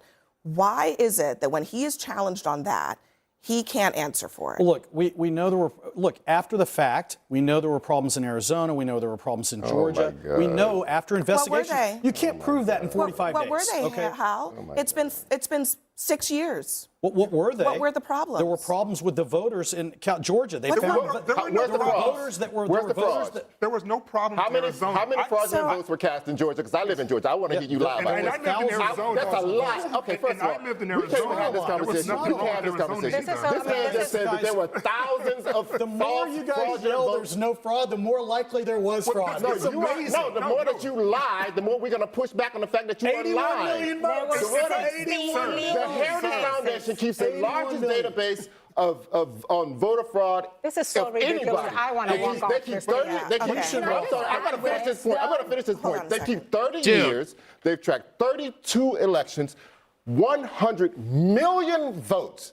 They have found 39 total cases That's so absurd. of voter It's fraud. so Well, you absurd. so That's so absurd. you took the Heritage Foundation is where's the your third. proof? Where's Where's your proof? Where's your proof? I just cited my source. What is your source? I got a question for I you. just cited because I don't want Wait, to. hold on, I want to Hal. know what your source hold on, is. Hal. You said What it's is your absurd. source? Why is it Mine absurd? is the Here's why Heritage it's absurd. Foundation. Do you think there's no H-1B visa Where is fraud? your source? Do you think there's no You Medicare don't- fraud? you don't have Do you any think there's source. no home health care Then- fraud? and this Can is you the- let me finish? and You are speak? not saying a source. Guys. You are not saying a source. There's fraud all over Where the is federal your government. There's source? fraud all over the states from Where is federal your funding. source? And yet there's no voter fraud? You on a are you second. Dude. The idea that you're sitting here trying to convince there us Medicare based fraud or on not? no source whatsoever Is there Medicare fraud? to trust your word and Unbelievable. trust the president's word when we know he is lying. And I want to See, here's the thing, guys, is like, dude, what an annoying fucking thing. Because, God, I wish I could get on one of these panels. Because can you assume that there is some sort of Medicare fraud? Absolutely.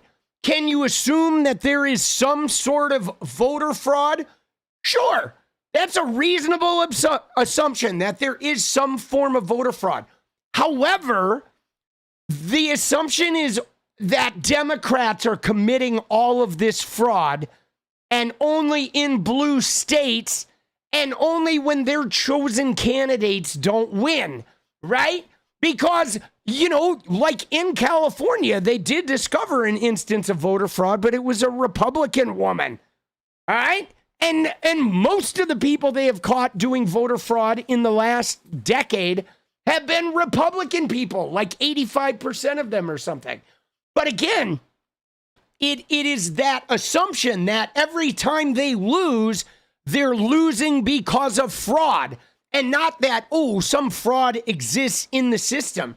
But then they're like, oh, California doesn't have voter ID, so therefore there's fraud. But bullshit.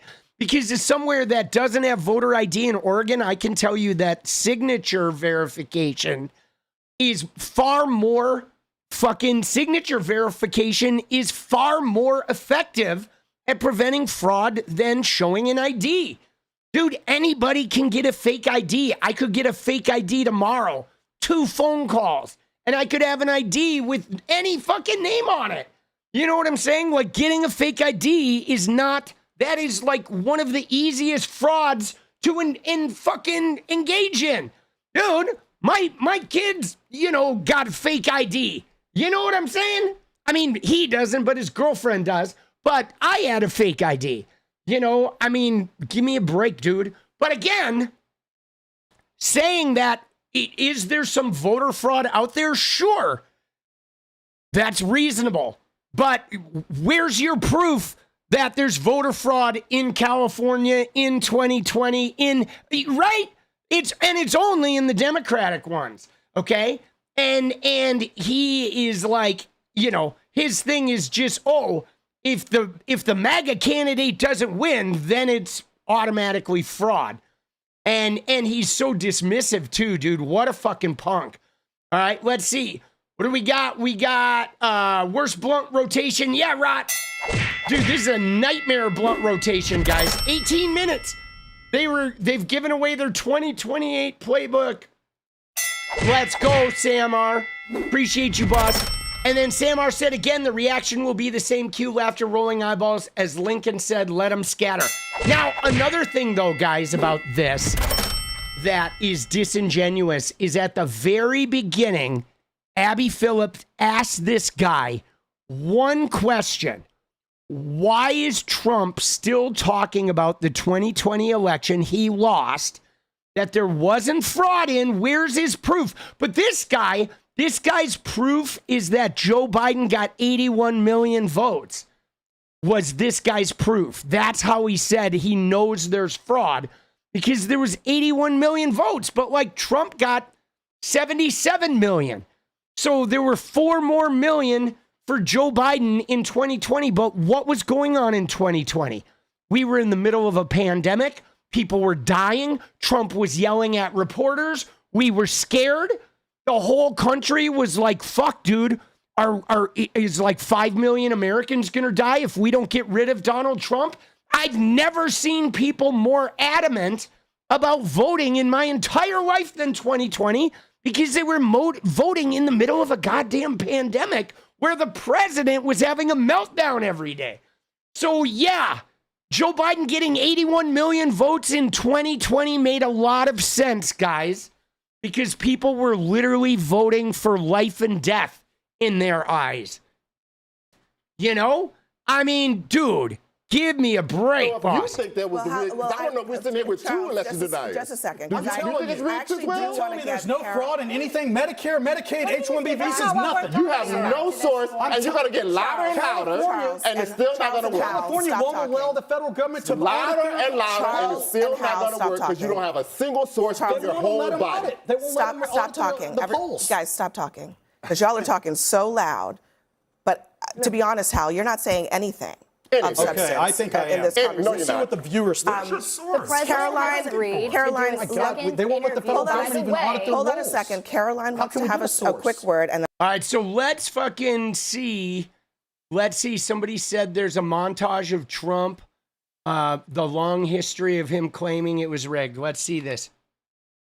President Trump has, since he has been on the public stage as a presidential candidate in a serious way, continued to say over and over and over again that our elections are rigged. And it is worth remembering that the people that support him will believe what he says. He influences their opinions. We have gone all the way back to 2016. And I'm afraid the election's going to be rigged, I have to be honest. They even want to try to rig the election at the polling booths. The only way we're going to lose this election is if the election is rigged. This year, they rigged an election. They rigged it like they've never rigged an election before. The election was rigged and stolen. The election was rigged. That election was rigged. The radical left Democrats rigged the presidential election in 2020. By the way, that election was totally rigged. I don't know.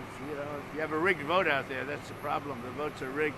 And again, just to circle back, one of those clips we saw was on January 6th, yes. 2021. J6. Where a mob of people then left that speech, stormed the United States Capitol, took action based on what the president was saying when he claimed that the election was rigged. Now, guys, I think the most important one here is this one right here, where he says the only way we're going to lose is if this election is rigged, guys. It's this one right here. At the polling booths. The only way we're going to lose this election is if the election is rigged. Right there. Right? Before the election happened, he says the only way we're going to lose this election is if the election is rigged. Okay? So there he is like preemptively saying that was in 2022. That was the one where literally, if you remember 2020, they're putting bodies in coolers in New York and people were disappearing, fucking going to the hospital and dying alone. It was insane. It was in Italy. It was here. It was New York. It was in all the cities. Everybody was freaked out, and he was like yelling at people, saying it's going to be gone in a couple months. And he's already, right? What day was that? He's already in August saying, you know, oh, the only way we're going to lose is if this shit is rigged. So for him, it being rigged has been exclusively tied to whether he wins or loses. If he loses, it is rigged. And the only way he can lose is if it's rigged, right? And that's always been his shit. Okay? That's always been his shit, guys. And then what do?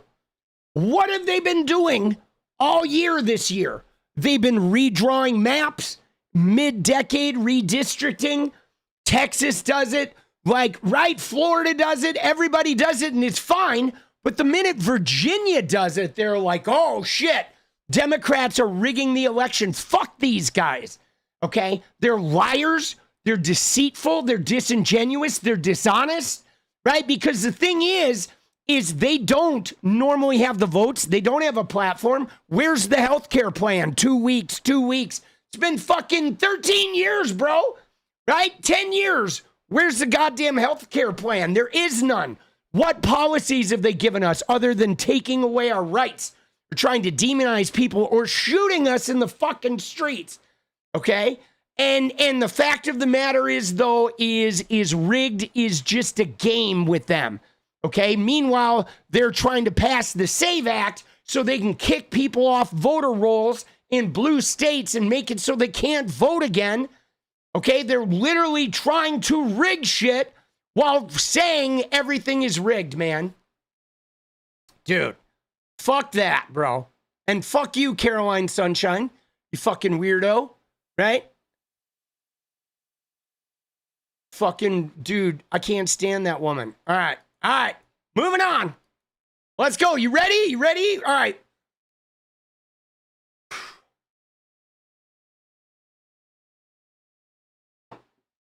Let's talk a little bit about Graham Platner, shall we? Yo, that shit gets my blood boiling, guys. All right, dude, we got 11 minutes. We're 26 away, baby. 26 and 11. Let's do it. Let's do it. Oh, shit. Secure the dance party. And then we're going to look at Graham Platner. And then we're going to look at Graham Platner and Nancy Mace. And then maybe we'll look at a little bit of that Candace Owens stuff because it's pretty fun, dude. Her and TPUSA, again, are getting into it. Dude, the Jim Jones effect. Dude, I would love a little bit of Jim Jones for them. Oh, Lord have mercy, boss. Let's go. I'm the best political punk you know. Let's go. I appreciate that. Dude, let's go, Sam R. There it is. 2 million voters scrubbed in swing states in 2024. Yes, indeed. No, there was a lot of shit going on. right? Remember when Elon Musk was paying $1 million a day to get people to sign his petition so they could then ballot harvest? Give me a fucking break, bro. That shit was crazy, but he wasn't really giving out $1 million a day. They were lying about it because they were giving out $1 million a day to pre-selected people. And then the courts let that happen. Bro, 25, guys. 11 minutes, baby. No, 10 minutes. 25. Let's go. Dude, I'm hyped. Let's get it. Let's get it. Giddy up. I'm losing my shit, bro. Dude, let's fucking go, boss. 9 minutes, guys. 9. Oh, shit.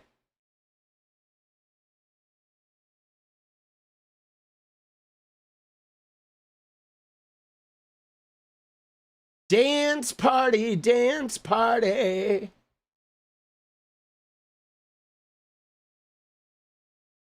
Ooh. I'm Donnie. Accomplishments are scaring them all. Let's go, JG.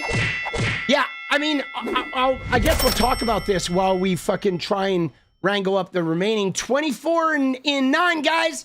Let's go. So there's a pattern that I noticed, guys, and this is bothersome, okay? Because I'm connected to a lot of like big Dem voices on Twitter. We follow each other, whatever. They're all in my feed, etc. And I'm sure they're in your feeds too. But like, there are a bunch of Dem voices that have been attacking, you know, Graham Platner, but they've been saying it's about the tattoo, it's about the Reddit, it's about the the thing she said. But like those same people, every single Dem that's attacking Graham Platner is also attacking 𝗙𝗪𝗪𝗡. And he does not have any bad character flaws. And they were also attacking Zohran Mamdani. And he does not have any of those bad character flaws. And some of them even supported Andrew Cuomo, who absolutely has Graham Platner character flaws, even worse. He's got like that Eric Swalwell shit. Dude, Froggy, let's go. The president's daughter is a Chinese patent on voting machines. Not suspicious at all, but sure, they cheated. Yes, absolutely. So guys, to me, that is problematic, okay? Because Mamdani and 𝗙𝗪𝗪𝗡 and Graham Platner, they do all share a couple of things. Like one is, yeah, they want health care. But are the Dems really opposed to health care? Or two, is it about the war machine in the Middle East? Because it sure seems like the people that think not funding the war machine in the Middle East is somehow like abandoning is like anti-Jewish people, right? Right?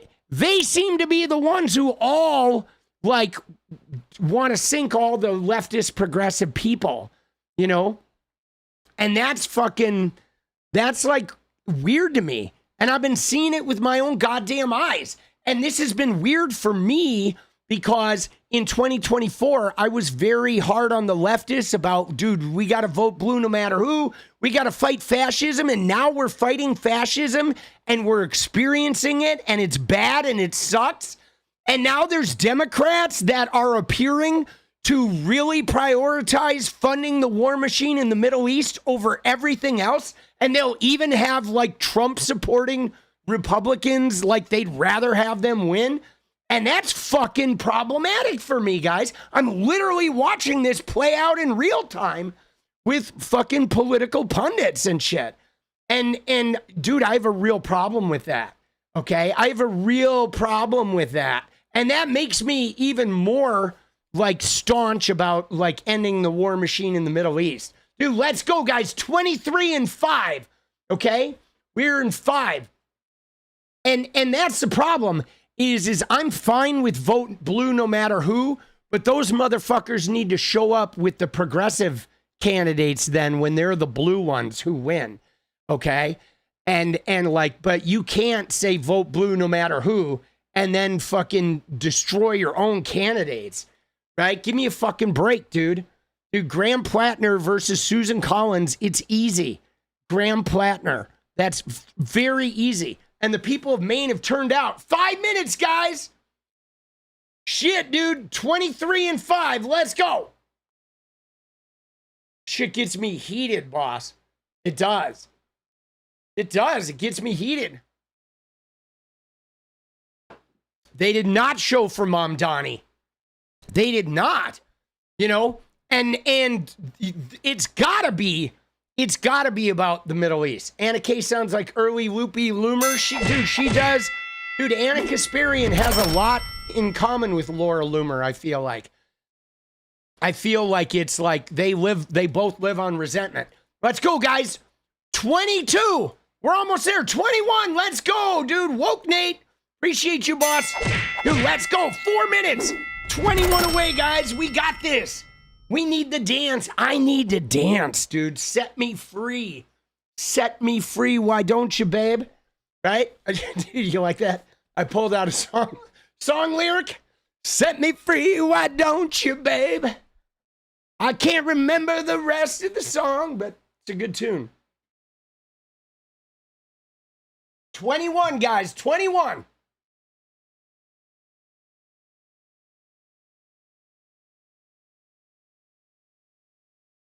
Dude, Lindsey Graham would win his primary. He's a Warhawk, boss. Right? Warhawk. South Carolina is cooked. 3 minutes. Let's go. You just keep me hanging on. That's what it is. You just keep me hanging on. Set me free. Why don't you, babe? You just keep me hanging on. Who is that even? I can't even remember who that song is, dude. It's so good though. Right? 3 minutes, guys. It's time to get serious. 21 away. Dude, I don't even know who the song is, but I do know the fucking lyric. Diana Ross? Oh, okay. All right.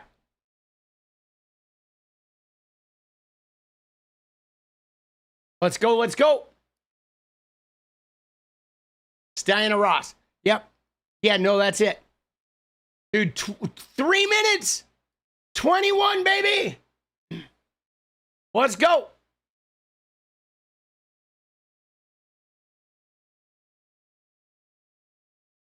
Tenacious D. 2 minutes. Oh, shit, dude. The time is ticking. Dude, we're not going to make it. We're fucked. There's no dancing. The world is crashing down around us. Trump is going to take over. They're going to pass the SAVE Act. Dude, let's go. Gas reserve finished. Gas to 200 incoming. Dude, let's go, Sam R. All right, 20 away, guys. I'm dooming Quarg. Let's go. I'm dooming 19. 2 minutes. Oh, shit. I'm dooming. I apologize. Sometimes I got to doom, though. Sometimes it's just fucking part of life, boss. Oh. Haven't talked about the Epstein files in a while. I know there hasn't been really a lot going on with that. I do want to get caught up on the depositions, Sarah Kellen and Pam Bondi and shit. But there's just been too much other shit that has been in the thing, and I have to do research on it first. I can't just jump into it. So I haven't really had the time for it yet, but we'll get there. There's not been a lot of activity at the moment. Dude, 1 minute, guys. This is it, the final minute.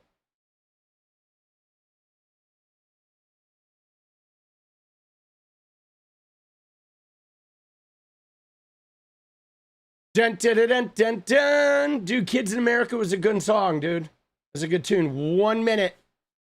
We're the kids in America. Oh, whoa. We're the kids in America. Vote November 3rd. Let's go, Tango. Let's go, dude. 18. 40 seconds.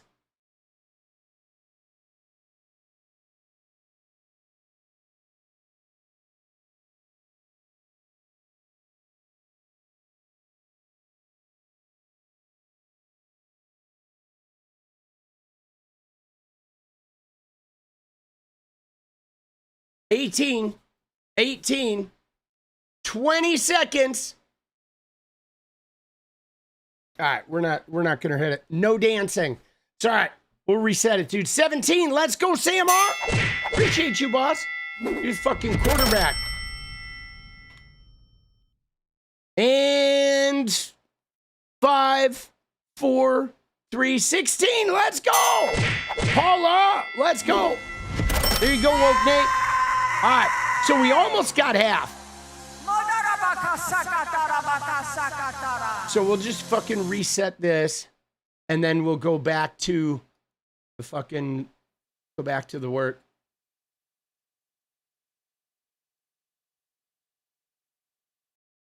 All right. Oops.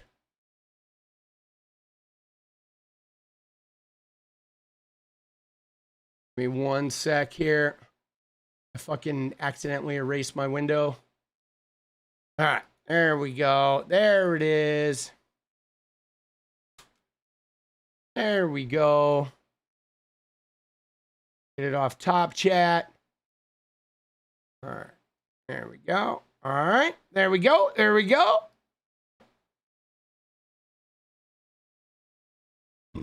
Excuse me. All right, now we can fucking set it. 15.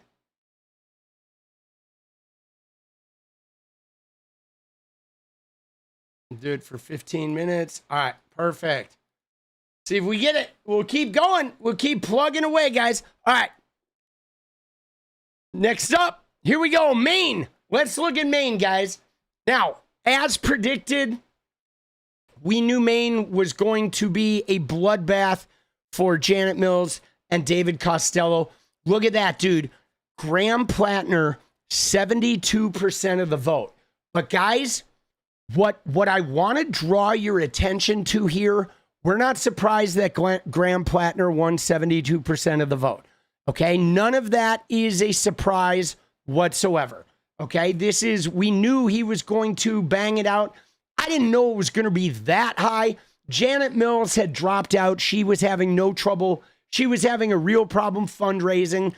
And David Costello, I had these people online presenting him as a realistic campaign. Somebody even said he went to like the London School of Economics or whatever. And I was like, are you shitting me? There's nobody in the state of Maine cares that David Costello went to some fucking fancy school of economics. Like, you're shitting me, right? Everybody from Maine, they're like loggers and fishermen and fucking hippies and you know, hunters and shit. They could give two shits about like the London School of Economics or wherever, or even what your college degree is. They don't care, dude. And to be honest, I don't think that shit is important for representatives in Maine. I don't think having a degree in economics, I mean, if you're an economist, sure.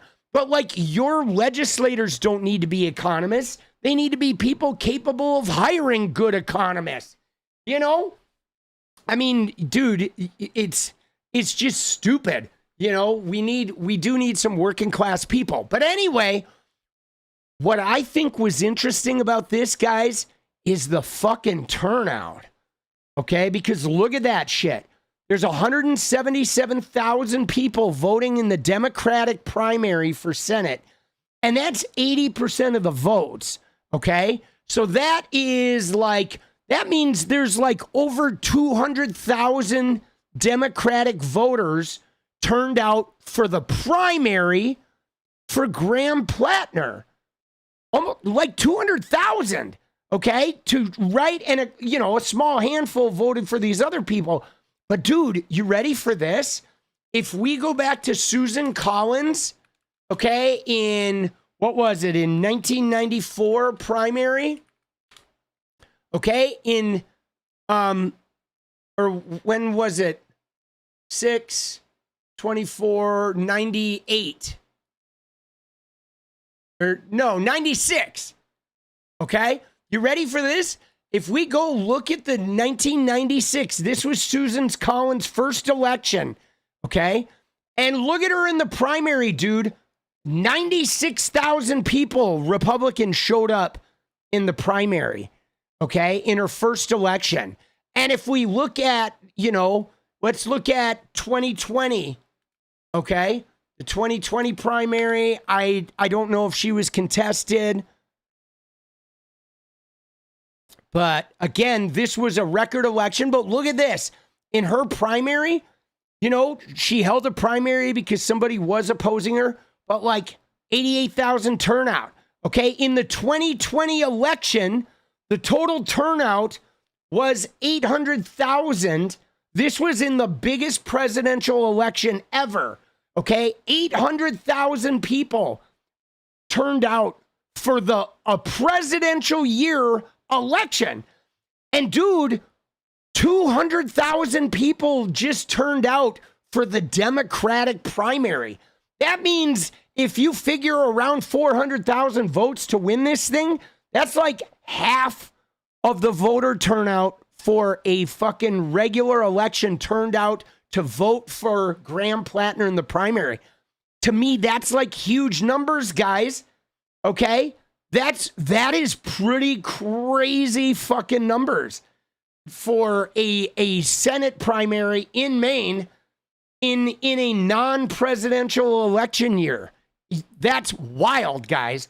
That is absolutely wild to me. So I feel like that is a really important indicator, okay? And the reason why I think this is an important indicator is because I feel like Maine, like there's a type of enthusiasm behind this guy and behind whatever he's doing in Maine, and they clearly don't necessarily care about, you know, whatever, his warts, his battle scars. It doesn't seem to be a breaking point. But what's bothersome to me, like I said, is the way some people in the Democratic Party are treating this, where, you know, they're like calling him a Nazi. And I know he had that suspect tattoo, but like, I don't believe Graham Platner is a Nazi. I've not seen behavior or, you know, even the shit he said on Reddit, you know, was not Nazi shit. It was like suspect, but for a guy who just got out of the Marines in wartime, it seems pretty much about where I'd expect a Marine's head to be. Some of the shit he said about women and drinking and all that shit. I mean, it's toxic, but it certainly is not this guy's not a Nazi. He was a Marine and a misogynist, fucking like drunken PTSD laden individual. Okay. There's no doubt about that. But I do believe he's taken steps to be a better man. You know what I mean? And what's more, I think a bunch of people that voted for Trump that are mad at Trump are going to be willing to vote for Graham Platner over Susan Collins. And I think in Maine, that could help us get this Senate seat. Okay? Absolutely. Graham is dope. So is Abdul. Let him win. Let's go, Samar. You know? But I don't like that. And here's what I said, guys. I was real clear about this with what I said. I think this tweet says it all. You ready? Just look at what I said, because I replied to this fucking thing about Adam Mockler talking about Maine. And I'm going to read you my tweet because I think this is a good tweet, guys. It said, for me, it comes down to this. Trump walks over, okay? When there are mild-mannered, soft-spoken, you know, college, Ivy League educated, squeaky clean Democrats, Trump fucking walks over them like a steamroller. Hi, I've got a degree from Yale, and Trump's like, fuck you. And he just walks over them like they don't exist. And they watch him break the rules, and they cry foul, and they go and file lawsuits. But I want somebody who will metaphorically punch him in the fucking mouth, okay? And I don't care if that guy is a gritty ex-con, ex-fucking military, whatever, as long as he is willing to fucking put a boot through the fucking door and like take some swings. You know what I mean? Somebody who, when Trump comes up and tries to like push him over, he's like, no, I'm going to fucking knock you out. And I really think having some of those people in our coalition is fucking important right now, guys. Okay? It is fucking important right now. All right? Platner is a bellwether for non-college Dems. Yes. Let's go. You know? And so I appreciate the gritty. Okay? I do. I appreciate the gritty. You know, there is a time where you want a hardcore, like, jaw-punching wrestler kind of guy, too. There's sometimes where those are useful, you know? You know what I mean? And I am tired of the milquetoast, like, ooh, Trump's breaking the rules, but we're going to file a lawsuit. And it's like, no, man, I want somebody who will confront him verbally in the hallway. And you know what I'm saying? Or speak out verbally, confront his sycophants and shout them down. And right? That's what I want. I want somebody who will shout these motherfuckers down publicly and who can take the bullets that, you get when you stand up and you get in the fist fight with Donald Trump. All right? Because I'm tired of talking. I want shouting. I want shouting, I want swinging, I want boot kicking, I want fucking door kicked down and like windows broken kind of, stand up and fight energy, man.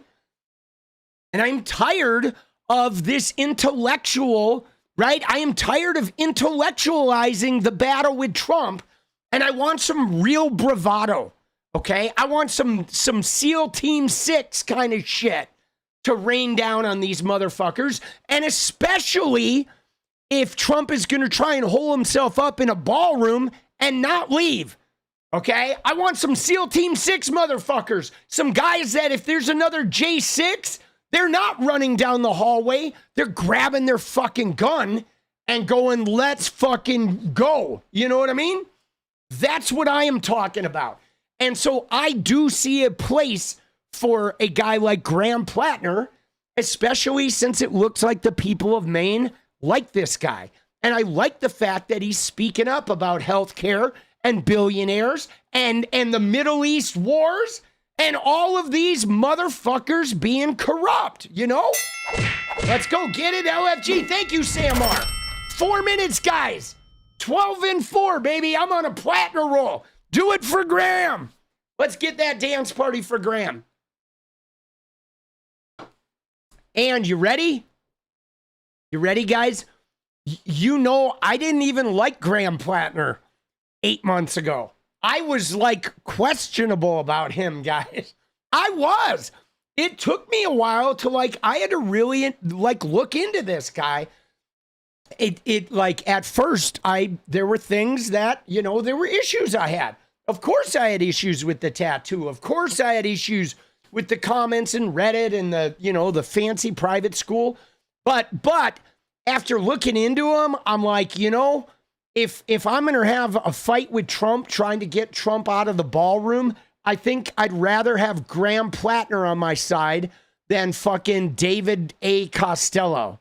Okay? You know what I'm saying? If I'm in the Capitol and it's under attack, we have to drag Trump out of the bunker underneath the ballroom, I'm calling Graham Platner. I'm not calling the 80-year-old Janet Mills or David A. Costello to come help me drag Trump out of the bunker. Let's be real. And all of you too, same answer. Okay? I don't care. You know what I mean? And dude, I should tweet that. Let's go, dude. Sam Arts, Oyster Farmer Platner versus effing Couches Vance. Yes, let's go.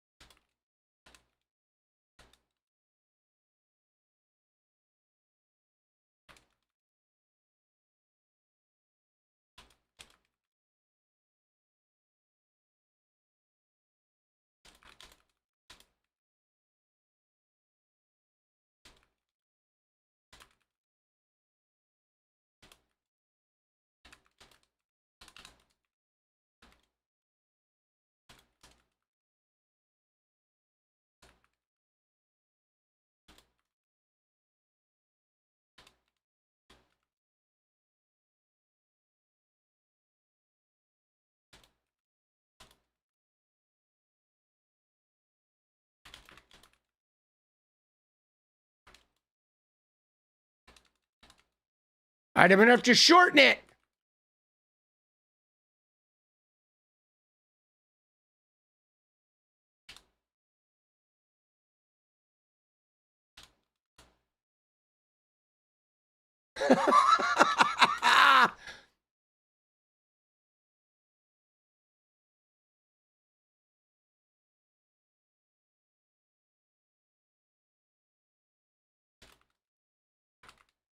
All right.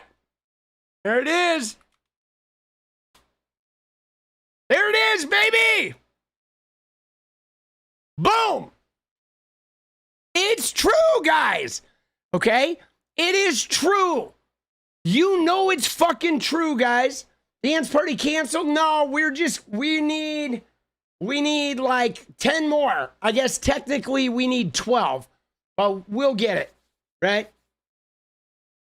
We'll get it. I'll set it for another 15 and we just need 12.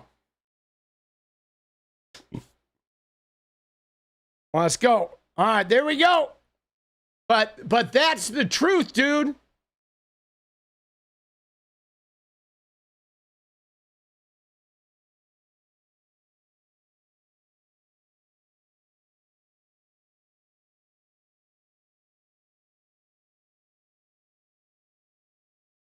It's fucking true.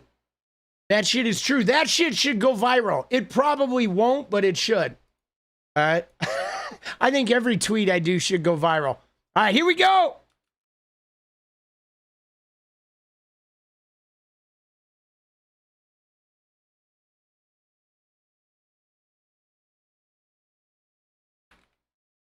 Dude, I don't think it'll let me start it with fucking MFer. All right.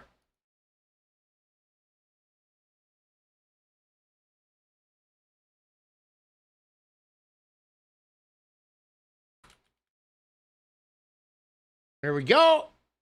There it is. So now we need 12. We'll get it. We just got to keep going. And then when we're done, if we don't get it, we'll dance tomorrow. All right. But dude, that's true. That's fucking true shit, boss. Okay? That is true shit.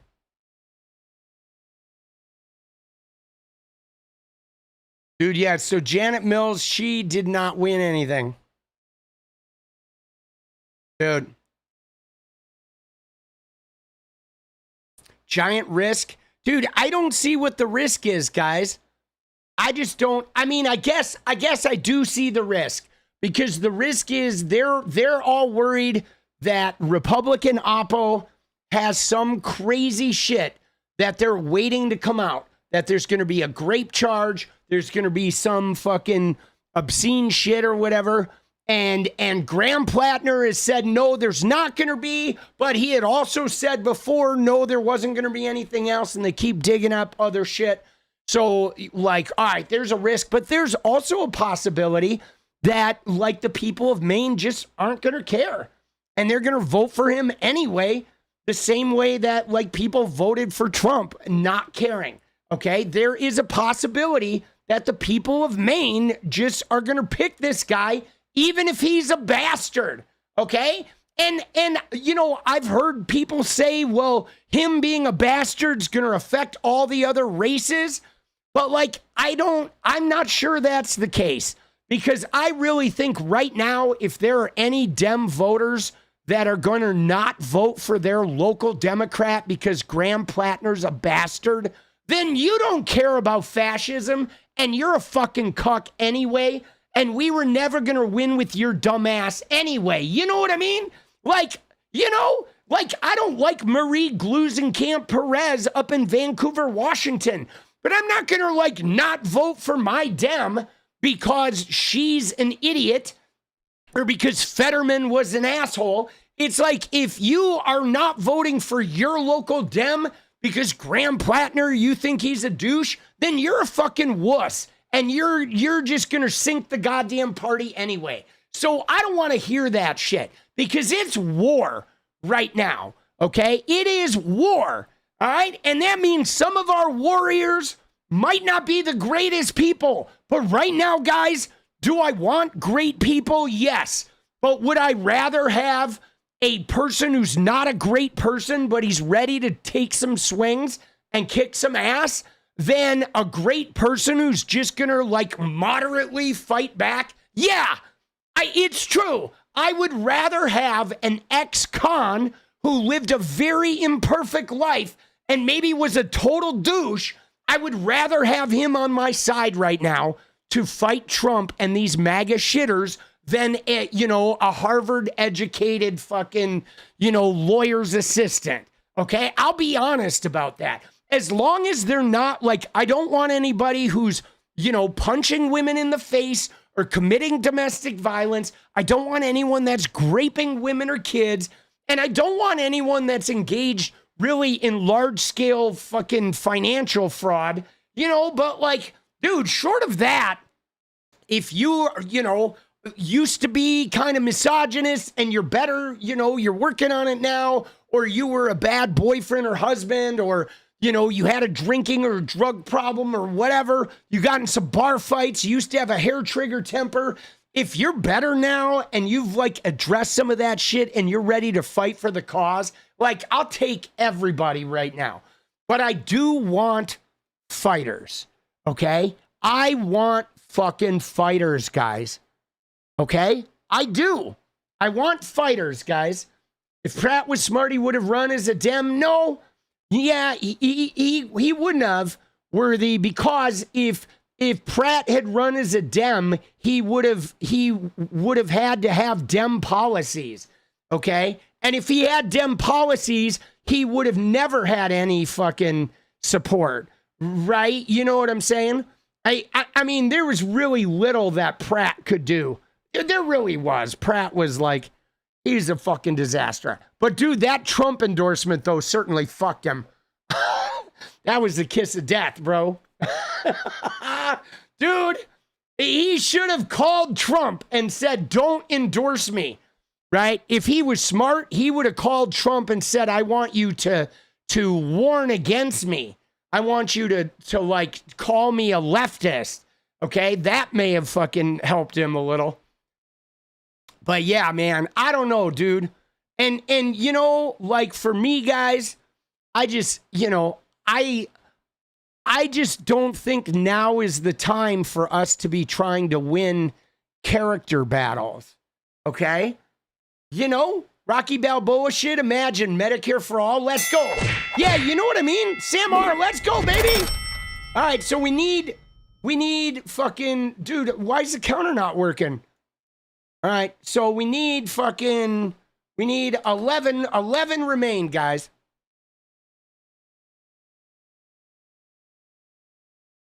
Dude, what the fuck, bro? Hold on. I'm going to fucking end this shit. Dude, I'm going to remove the goal. Let me try resetting real quick. All right, I'm going to try and get that counter working. Sorry, guys. Yeah, I think the days of like, and again, we got to be, careful about like, we don't want to, just put complete psychopaths in there. But like, dude, this idea that anybody's character. And also, though, I will say this, though, guys. You ready? And this is something that I think is accurate, and I think a lot of leftists agree with me. And I think that this should be something like, right? You know how people want to look at Graham Platner and say that, okay, even with the woman, with the Heritage Foundation woman who said Graham Platner supposedly, he grabbed her by the wrist and dragged her out of the cab. Okay. And Platner says that didn't happen. And maybe that was a perception thing. Maybe they were both drunk. Maybe he fucking pulled her and it didn't seem violent to him. I don't know. Drunk couples that are scrapping, like sometimes they pull on each other. We don't know what the story is about that. Right. But he is saying it was not like a violent thing. And I don't know. I've been in some relationships where you get drunk and somebody slams a door. They lock themselves in the bathroom. You fucking get out of the car. I mean, we've all been in shit. Okay. Like, but she was very clear to say he didn't hit her. And he didn't do anything that was really harmful, and the Times couldn't even corroborate the stuff she did say that happened. However, guys, even if you look at that with Graham Platner and you say that, like, wow, that's bad, that's bad. Say you're one of those people who look at it and just say, wow, that's really bad of Graham Platner to do. I have to say, anybody in government who is not screaming for Netanyahu to be put in prison, is not screaming for not one more dollar to Benjamin Netanyahu's regime after he murdered tens of thousands of people and just rubbled the entire Gaza, that is 1,000 times worse than if Benjamin Netanyahu grabbed a woman by the wrist and pulled her out of a car, okay, in a drunken argument. Like, would him being in a drunken argument, they're both drunk, they're yelling, he grabs her, pulls her out of the car, would that be bad? Yeah. But like, dude, bombing hospital after school after fucking every building in Gaza is way worse, okay? So if you're looking at Graham Platner like having a drunken scuffle with his girlfriend where we don't know exactly what happened, but she said he didn't hit me and he didn't really hurt me, right? But she felt like it was, you know, that he didn't like women.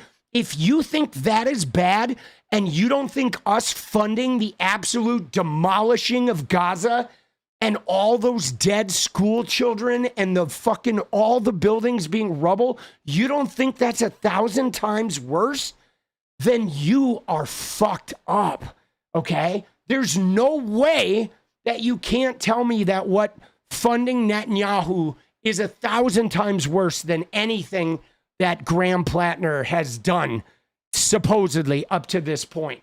Even if you look at the worst case scenario for him, okay, like funding Netanyahu is 1,000 times worse.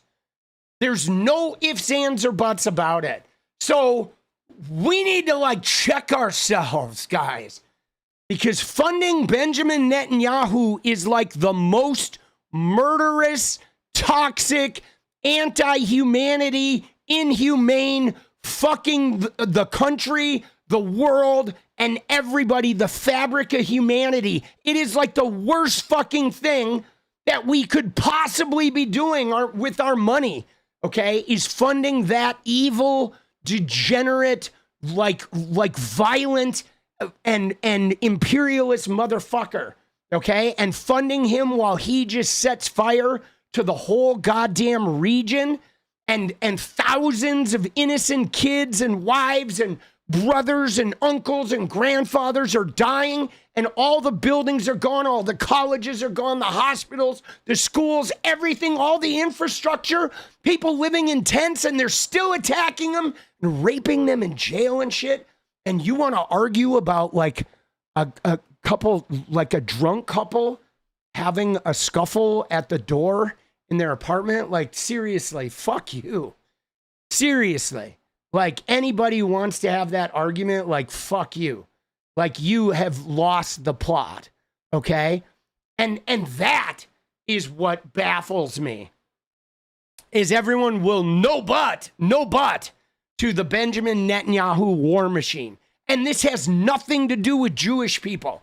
And this has nothing to do with anti-Semitism to think that Benjamin Netanyahu needs to be imprisoned and, you know, for life in fucking solitary. You know what I'm saying? Like, give me a fucking break, man. You know, that is like, that it is like, it's crazy, dude. It's crazy to me, okay? It is crazy. It's like, what are we fucking doing, bro?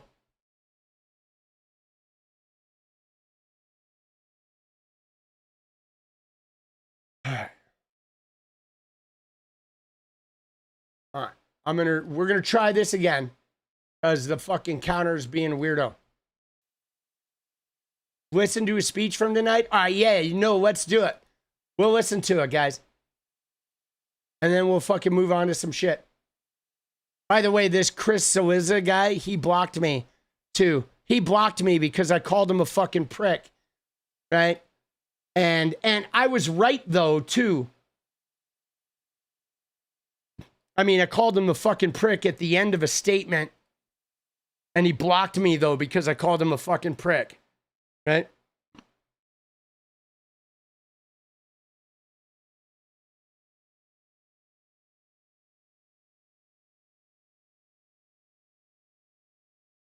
Dude.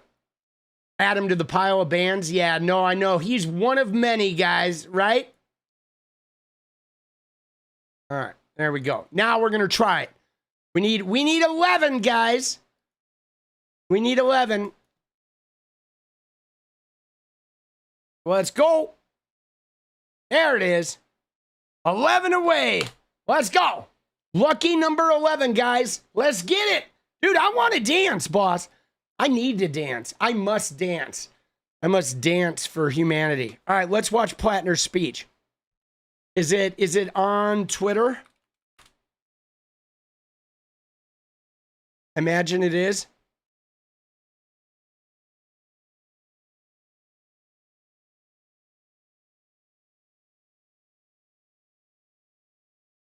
I guess we'll go to YouTube's. AP has it.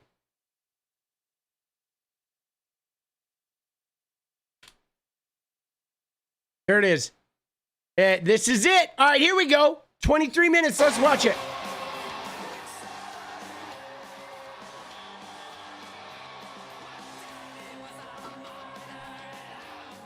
Everyone must dance. Let's go, Scruffletube.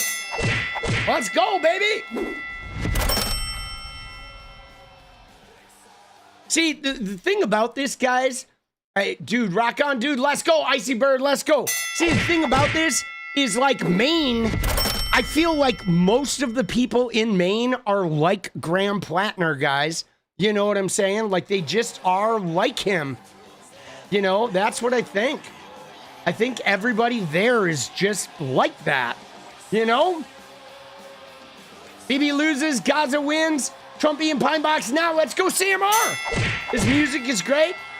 Dude, let's go. Yeah, I'm worried about the copyright, though, for the music, so I'm going to keep it low until it gets up to the podium. All right, here we go. Who is the music that he's listening to? Oh, boy. Oh. Well, thank you, Maine.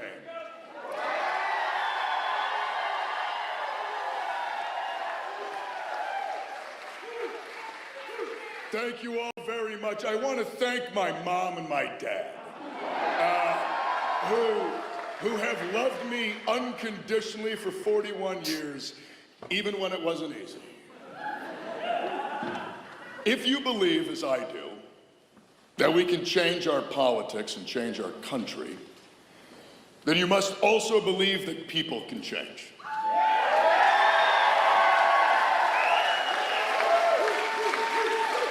And the reason I believe that is because I have lived it. And the reason that I have lived it is because of my wife.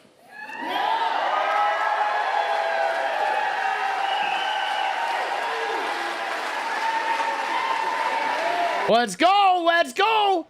Dude, we're gonna interrupt real quick. Breckos, let's go. Dude, let's go. I'm probably gonna let it roll for a little bit though, in between. So we'll catch those though as they come in.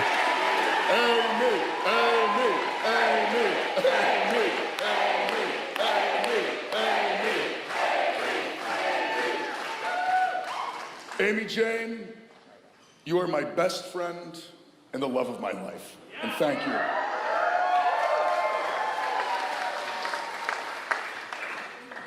Over the last 9 months, I have seen Mainers come together behind a vision to take back our power from corporations and billionaires.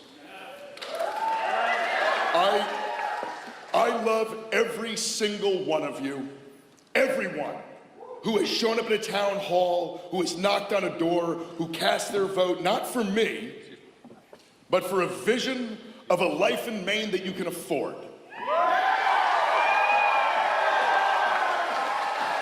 A life of dignity and a government that actually serves its people. Can I just tell you, somebody mentioned in there, like, he's like a tougher Tim Walz. Guys, for me, Tim Walz is one of the most disappointing fucking politicians I have seen in a long fucking time. And he showed it to me from sort of the very beginning, where like this guy was such a legislator and such a like down home kind of personality, but the guy had no fucking fight in him. He was like, back down, try to make things smooth. You know what I'm saying? Like, no fight, bro. No fight. And he let fucking Nick Shirley like end his political career, dude. And that's so disappointing. So disappointing. Like, man, you know, because you shouldn't, he should have never gone on the national stage. Okay? You have no business on the national fucking stage if you fold like a pup tent. Okay? You have no business out there. You need to like say no to that nomination if you can't fucking pony up. Okay? That's just it. Like, I mean, he was like a great policy guy. As a, you know, as a senator in Minnesota, he probably would have been great in Washington. But boy, dude, the fucking VP national stage was just the worst possible. And even Nancy Mace like raked his ass over the coals, right?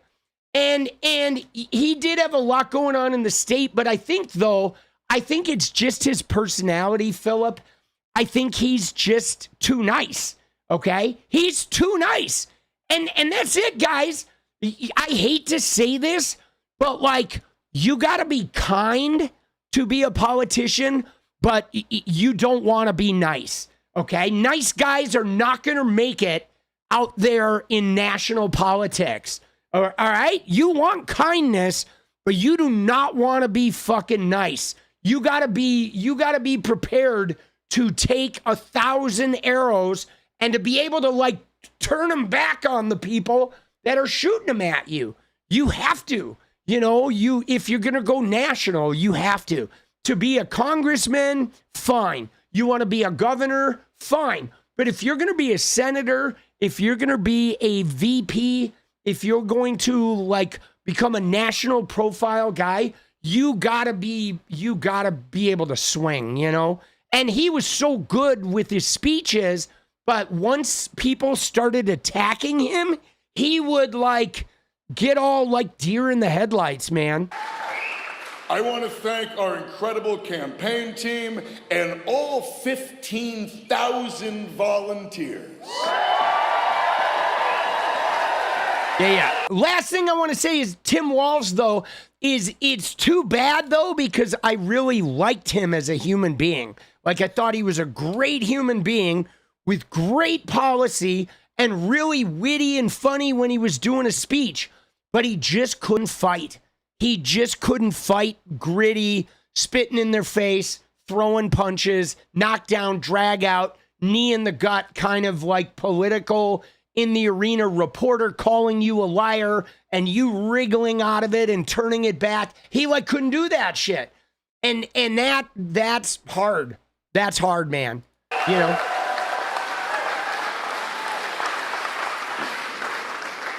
You have built the most powerful grassroots movement in the history of this state.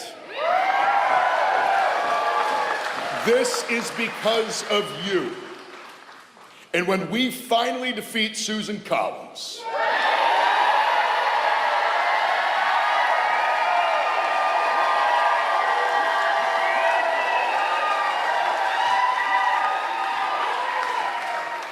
that will be because of you too. You don't just believe in a different kind of politics, you have dedicated your time and your talents to it. It is a service to our state and to our nation, and thank you.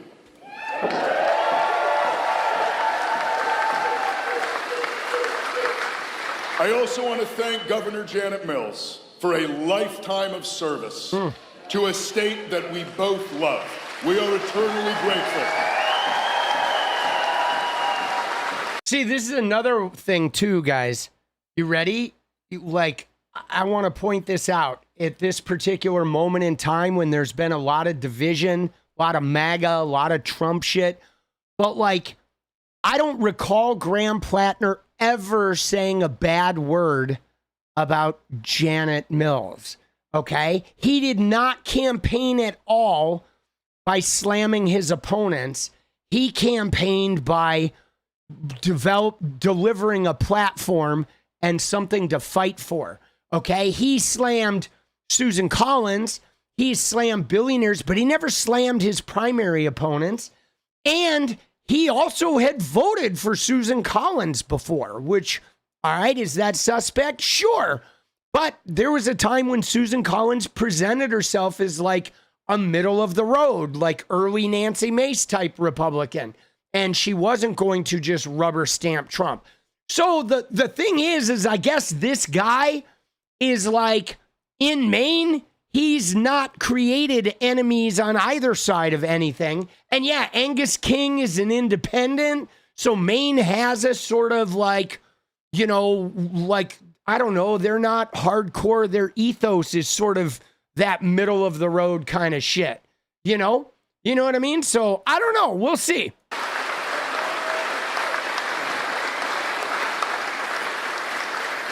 And any of those who feel let down or disappointed or disillusioned, it is my job to earn your trust, faith, and support. And I will spend every day of this campaign, and if I have the privilege, every day in the United States Senate doing exactly that.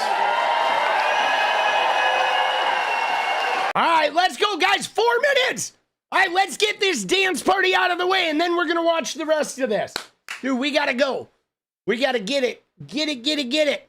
Dude, let's go. Dude, he's going to rip his shirt off, and he's going to show us a new tattoo, and hopefully it's not something crazy. We got 3.5 minutes. We need 6 more, guys. I mean, technically we need 7, but 7 more. Let's go. Let's get that dance party, baby. Here's your taste. Come on. Give me some Platner, boss. This is for... Right? I'm gonna get Graham Platner's face on my fucking man boobs if we get this dance party. Dude, let's go. Lucky number 7. We got this. Come on, baby. 3 minutes. 7.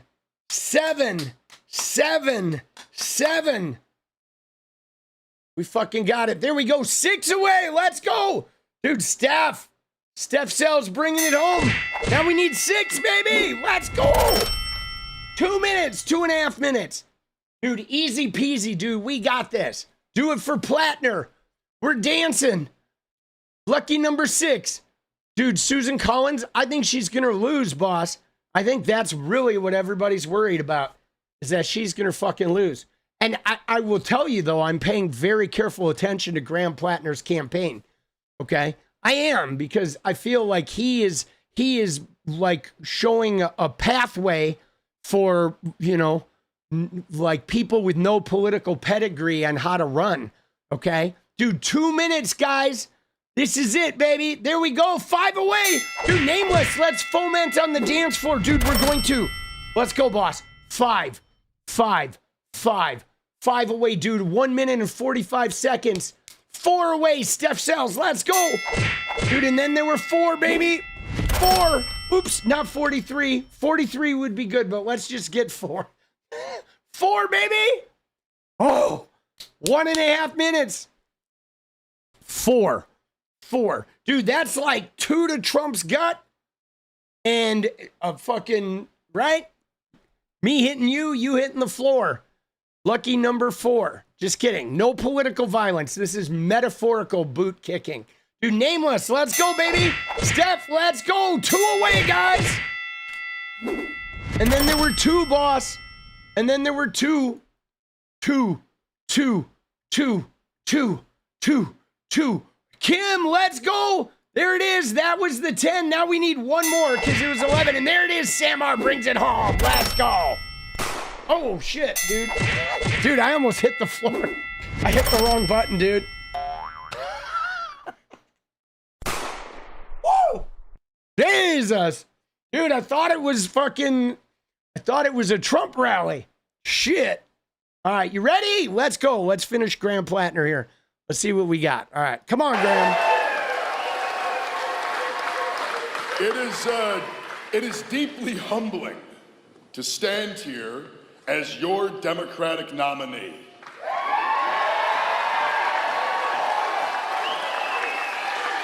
It is an honor, and I will not let you down.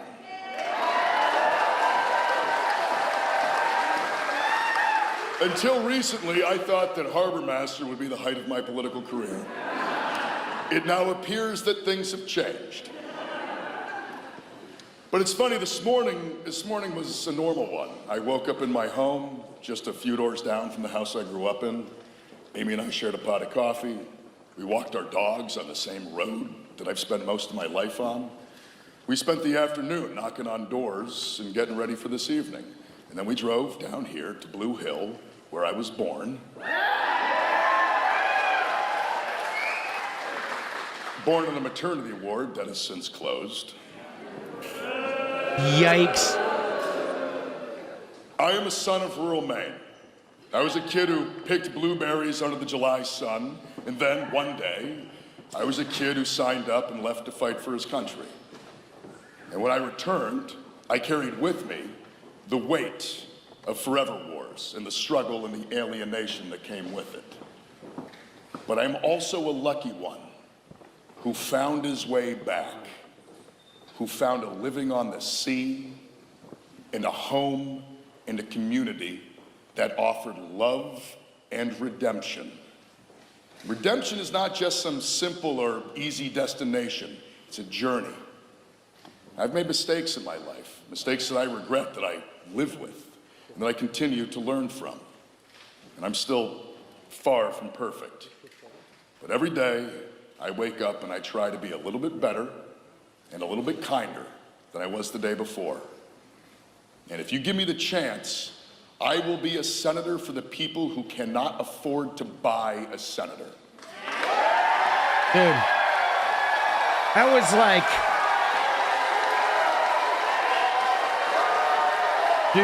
Dude, that shit, that got me a little misty-eyed right there. Like during that shit, talking about the redemption. Because guys, I don't know if you know, but I celebrated on Saturday, just a couple days ago, I celebrated 19 years of sobriety.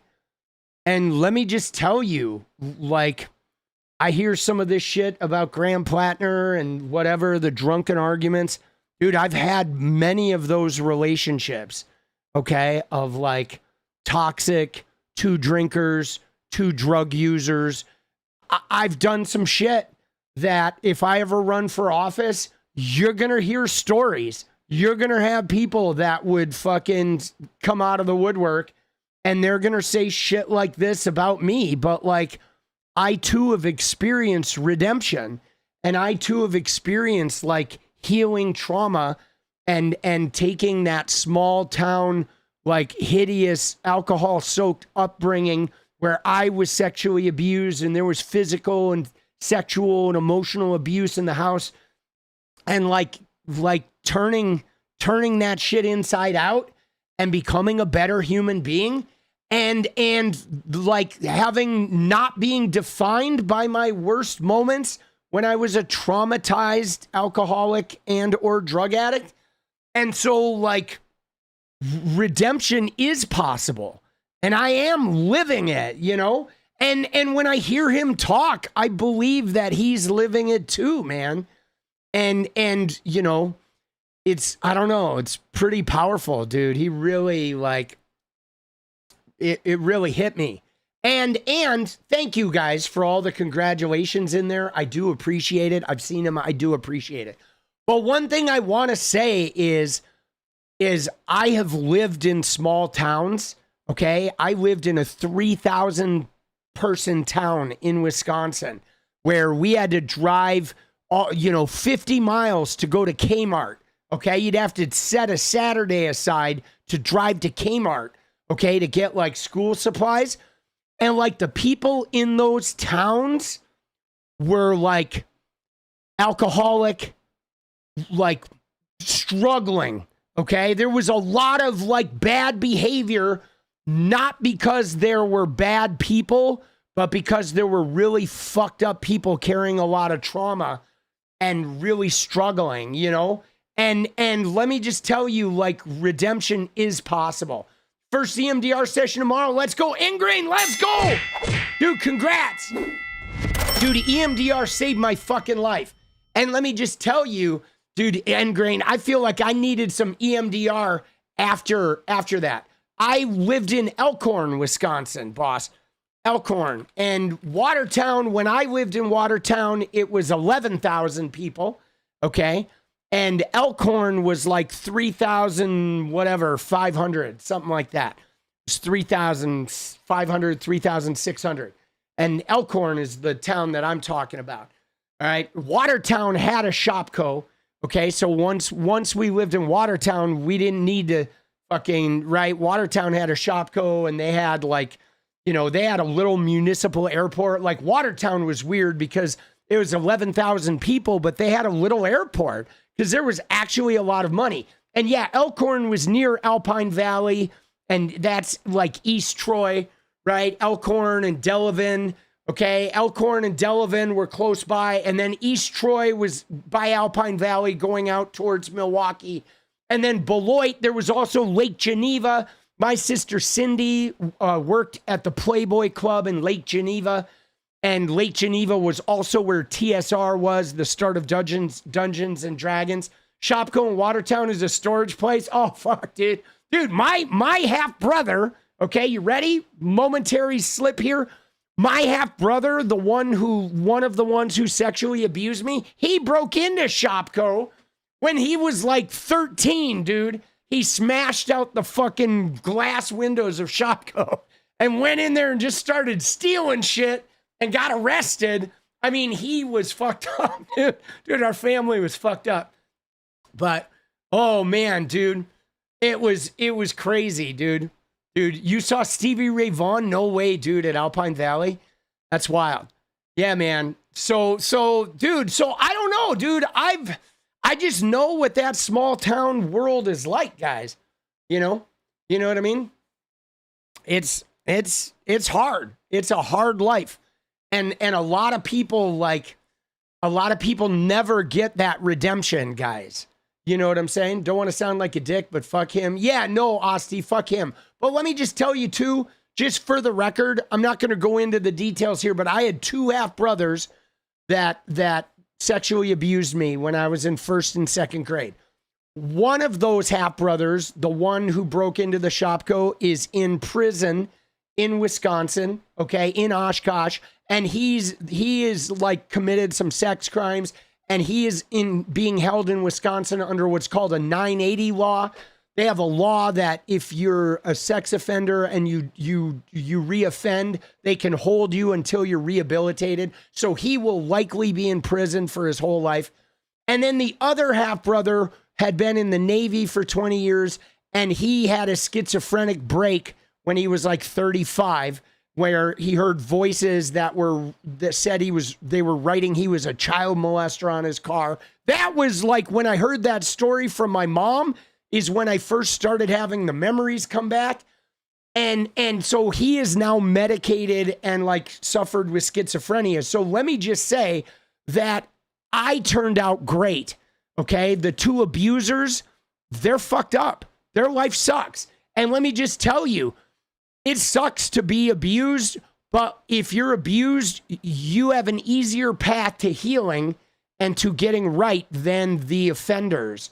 Okay, the people that don't heal, that end up offending because they were abused, they have a much rougher go, dude. Like those two guys are probably never going to be okay. The path back for the abuser is way longer than for the victim. I know that may sound crazy, and I'm not letting them off the hook because I confronted them both, and did a lot of years of therapy around that shit in EMDR. But if, you know, I would rather be the abused than the abuser, because you know, it's easier for the abused to heal. It is, dude. It's like, my life is awesome, and theirs is probably never gonna be, man. Do they ever really find their way back? It's pretty hard. It's like every once in a while one will, but it's real hard, you know? You know what I'm saying? And like, so I don't know, dude. But fuck them, all right? Fuck them. Dude, confronting them though was amazing. It was, dude. When I confronted them, I'll tell you the story sometime. I don't want to suck up Graham Platner's light here. But my personal story about that is that, like, you know, like, redemptions, you can get it. You know what I mean? It's like redemption is available, guys. It's hard though. It's hard. And I believe in this guy. I really do, man. Like, what he says just really resonates with me. And I've been through some shit, you know? It's like, I am not just some leftist that is like getting in this guy's corner because he's cool with leftists. I am a person who has struggled with alcoholism and drug addiction, and growing up in a household where there was domestic violence, watching my mom get slammed against a refrigerator. Like, I've been in the shit, and I got out. And you know, there's a certain type of toughness that it takes to get out, that, like, I look at Graham Platner and I feel like this guy has that, you know, and like, you know, I mean, time's gonna tell, but he really did win me over by speaking to a part of myself and the shit I've been through, guys. I will stand up for you and against billionaires and greedy corporations. I will serve you, the people of Maine, not some lobbyist or party boss. I will be the champion for your dreams as if it were my own, no matter the challenge or the expense. I will fight for you.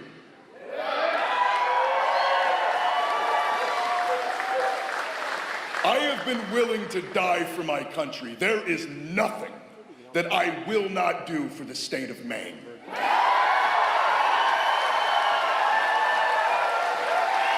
I mean, dude, there's something to be said for that. Because as tough as I am and a fighter, I wouldn't be willing to die for this country. You know what I mean? I wouldn't. I mean, because I'm just not willing to be a killer for anybody. But, like, dude, that's pretty crazy. You know, like, you know what I mean?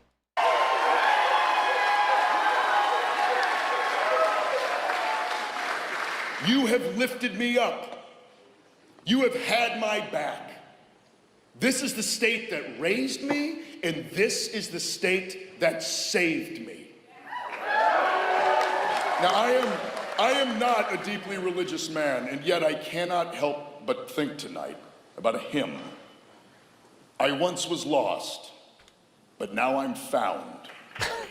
Some of this is a little cliche. Of the people of Maine. Let's be real. Grace comes when a tree falls and your neighbor brings over a chainsaw. Grace comes when your truck gives out late at night and someone you've never met stops to help you. Grace comes when you need it most and expect it least, when your parents need a hand and an old friend doesn't hesitate to go shovel the driveway. Or when a teacher, as underpaid as they are, stays late after school, gives up their own precious free time to help a kid who has fallen behind.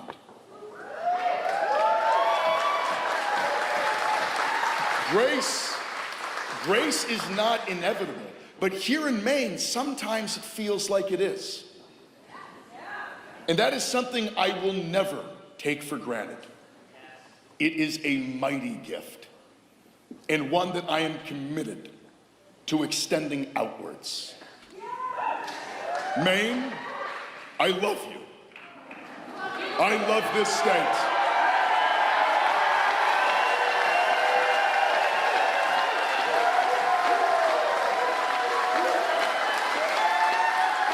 Now, see, it's funny because I really believe he loves Maine. I really do. And I mean, I believe that these people love Maine too. Guys, I've never been to Maine, okay?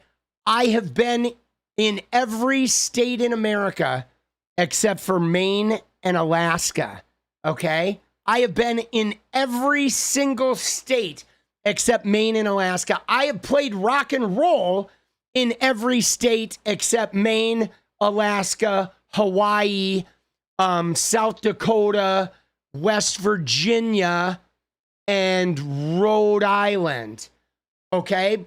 But other than those states, I have played rock and roll in every fucking state. Oh, and Wyoming. I've never played in Wyoming.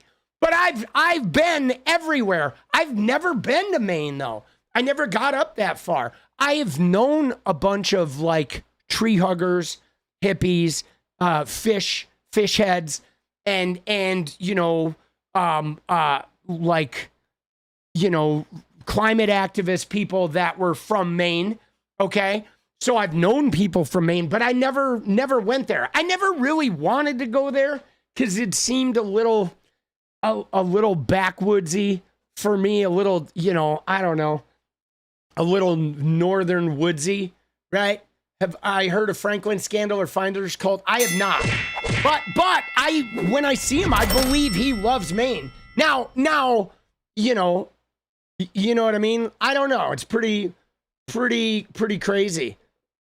It is peaceful. I bet it is peaceful. I bet the sunrise is amazing too.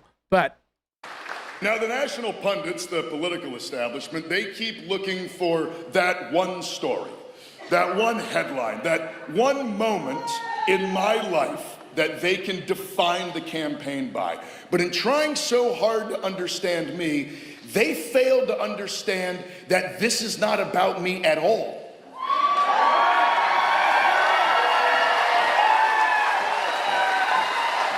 This is a movement about us.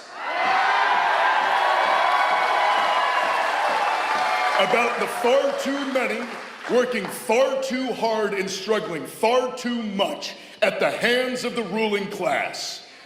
It is not a story of my hardship, it's of our hardship. A story of the hardship of every working Mainer. People that used to be able to stern in the summertime, plow in the winter, dig clams, and be able to send your kid off to college, but you can't anymore. Because that hard work, it isn't enough now.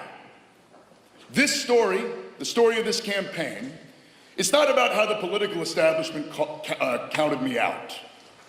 It's about for how far too long the political establishment has counted out the voices of every single person without the money to buy influence.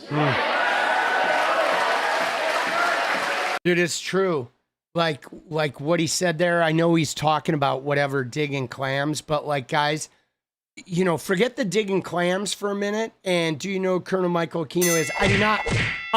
But this idea, like I said, I was working class. My dad was a shipping and receiving clerk for a printing company. He made like, I don't know, $12 an hour. My mom was a medical records clerk for a St. Joseph's Hospital in Burbank. She made like $12 an hour, $12.50, something like that. And those two parents making $12 an hour, right? And then paying their fucking taxes and shit and no write-offs, and they didn't own any stock and they didn't own any property. They rented an apartment in Glendale and they had a car and right. And you know what I'm saying? And they fucking were able to buy me a bike. And I was able to get to swim practice and to swim for the YMCA and go to swim meets. And we were able to go to Disneyland.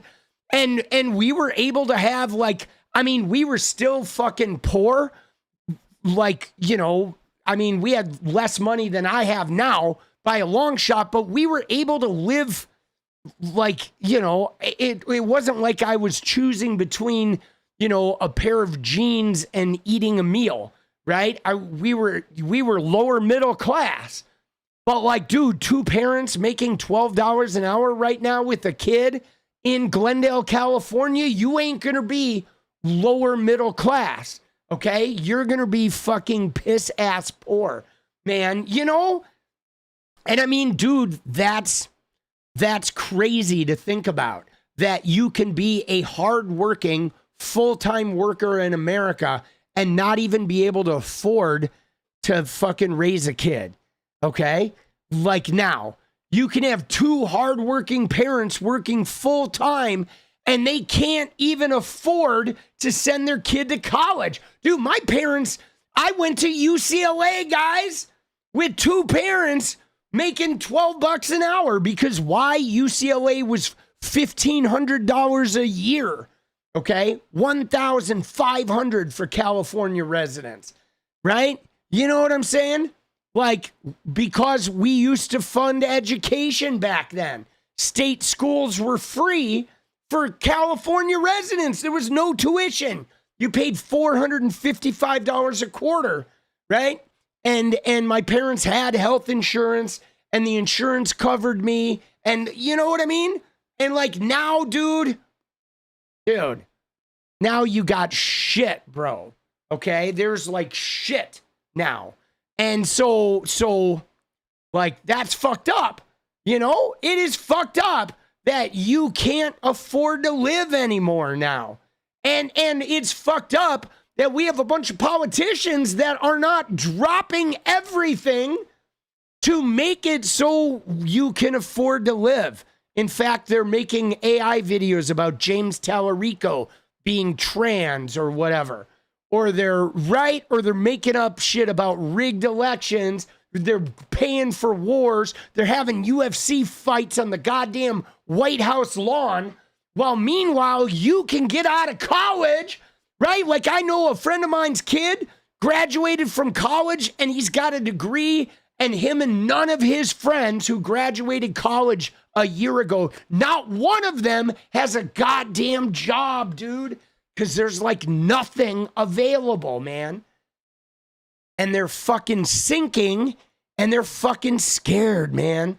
And they worked hard to go get a degree, dude. Right? And they're fucking scared, bro. And like, that's fucking bullshit. You know? And meanwhile, we're funding war in the Middle East. Like, dude, it's like they're fighting words, man.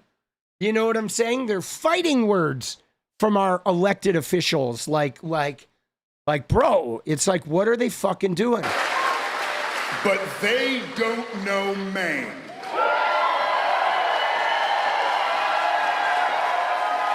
Dude, the sign, dude, they don't know Maine.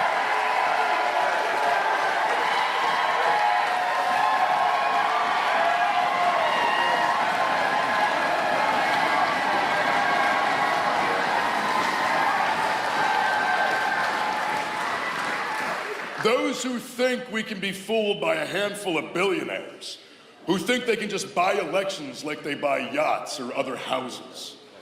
But they don't know Maine. We will continue to show up for one another. We will be the people that fight for each other in the places that we love. We are ready for change.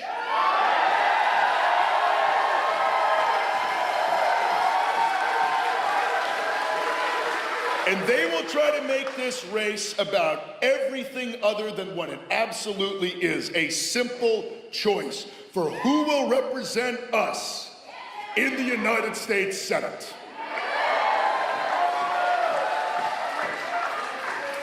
Susan Collins may have started her career decades ago in Washington with good intentions, but she has become just as spineless and corrupt as the establishment she now serves. She got elected promising to protect Roe versus Wade, only to turn around and put a justice of the Supreme Court who overturned it. She lied to us. She also said she was only going to serve 2 terms, and that was in '96. Okay, she would have been out in 2008. She served 3 more terms, dude.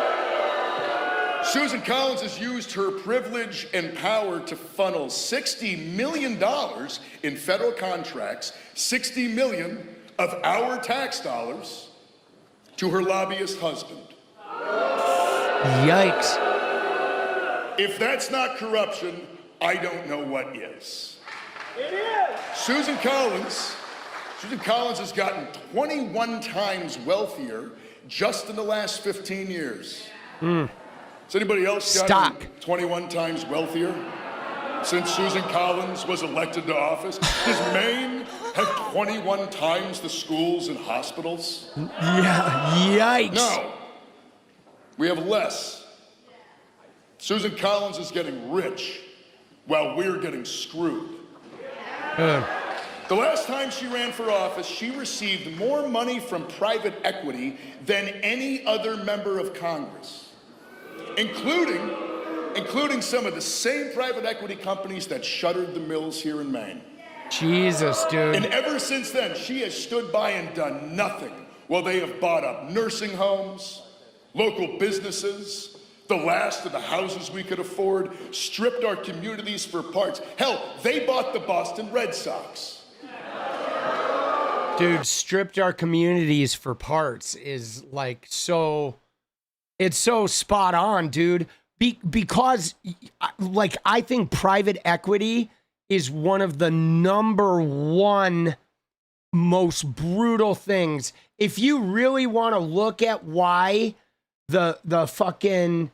why the country is so fucked, private equity is like a #1 fucking killer of it. I think the CIA traffics drugs and children. I mean, I don't know. I think the CIA, like, you know, I don't know how to answer that question without going way off topic, which I'm not going to. But I think the CIA, I'm sure, lets drugs in. I don't know if they're actually trafficking. I wouldn't say that they are actually trafficking shit, but I think the CIA lets certain things happen if it allows them to get their job done. I mean, think about it, okay? Think about it. You know, they're like, in drug enforcement, you sometimes have to be the drug dealer or the, right? I mean, it's true, right? It's like you can't, you know, you can't do drug enforcement without having people that are informants, that are dealers, that are buyers, that are, you know, and then, you know, if they want to wage a drug war somewhere, I mean, there's no doubt that they let crack cocaine, you know, explode in the 80s in urban neighborhoods. Okay, that was allowed in order to fund, you know, a militarized police force. But there you go. That's all you're getting, right? And just so you know, though, any more, you know, I can't go off topic on this shit, but. And Susan Collins has never met a war she didn't like. She's been supporting endless wars since I was a teenager, and I know I had to fight in 2 of them. Senator Collins, I got blown up while you handed out billions of dollars to defense companies that invest in you. Sorry, that you're invested in. You and your friends profited, and my friends died. Susan Collins has voted to send billions of our taxpayer dollars to fund other people's wars. Like Susan Collins, how do you justify closing hospitals in Maine while using our tax dollars to destroy them halfway around the world? Stop the killing! I mean, that's big, guys. You know what he's talking about. I mean, he's talking about fucking Gaza. He's talking about Iran. He's talking about Iraq. He's talking about our endless wars in the Middle East where we fucking fund, you know, Benjamin Netanyahu to be a bloodthirsty fucking killer. If you reflect Maine's values, Why are you funding masked agents who are ripping our neighbors off the streets, driving them off in unmarked vans? That is not the freedom that I served 4 tours defending. If you are an independent voice, why do you vote with Donald Trump 95% of the time? If you're so bipartisan, why were you the deciding vote to put Brett Kavanaugh on the Supreme Court? Dude, Brett Kavanaugh's a fucking pig, bro. Defund our health care and our hospitals.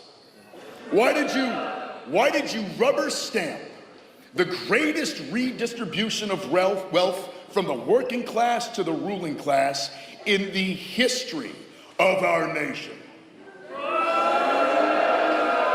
Susan Collins is only bipartisan when it doesn't matter.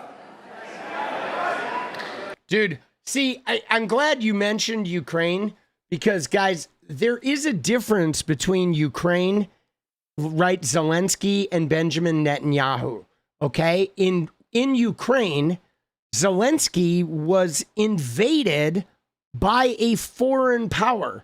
A country invaded their country and started taking their territory, and it is a threat to all of Europe, okay? So that's like, yeah, helping somebody that is right outside our ally Europe's borders when they're being invaded, that is a noble cause, okay? Now, in the situation with Israel, Israel's not being invaded, guys, okay? Was there an attack on October 7th? Absolutely.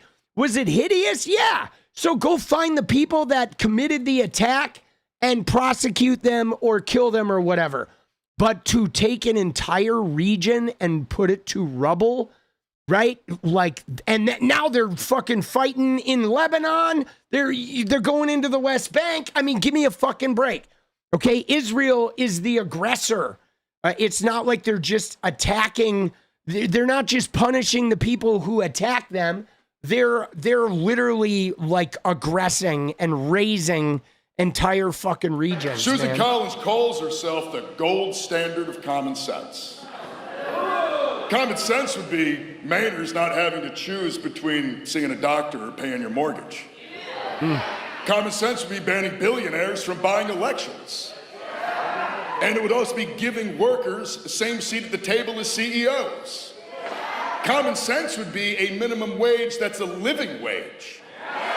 It would be keeping our hospitals open and our schools funded and our kids from having to fight in another generation of forever wars.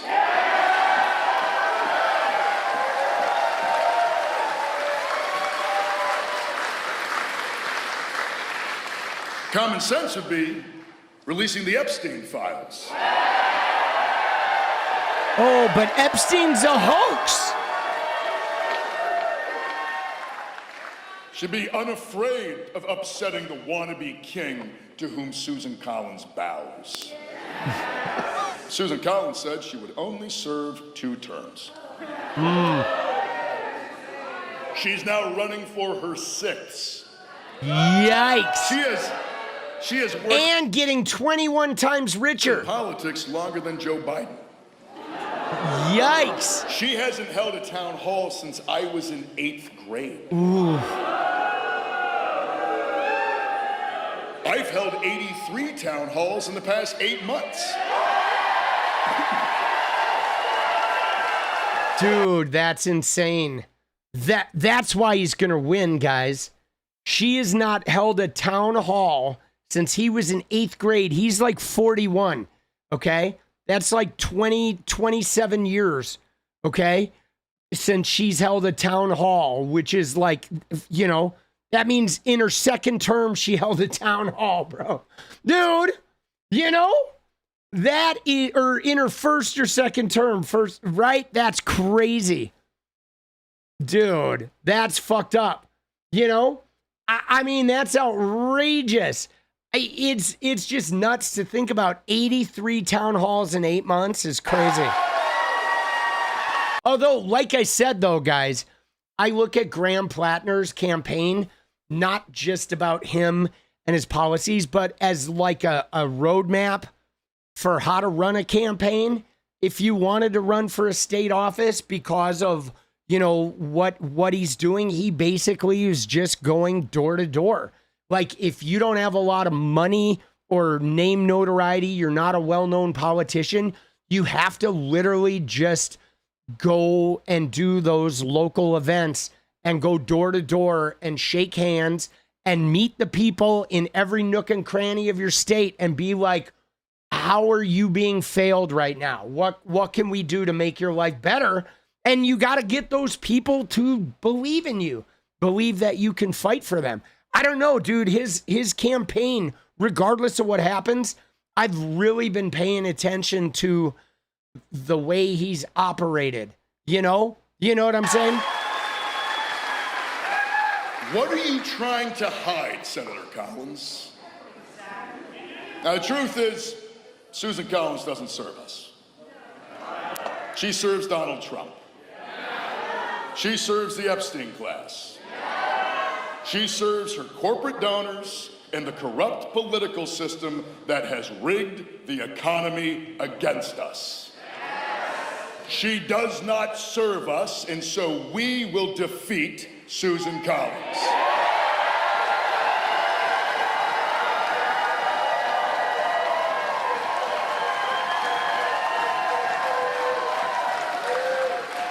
We will take back this Senate seat.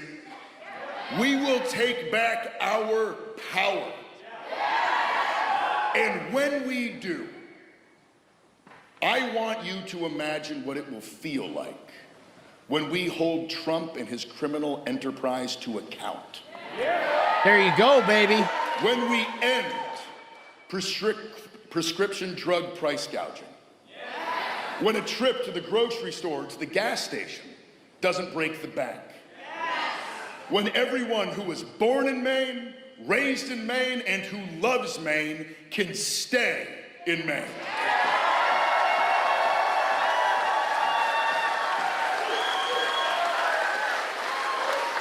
When we codify Roe v. Wade.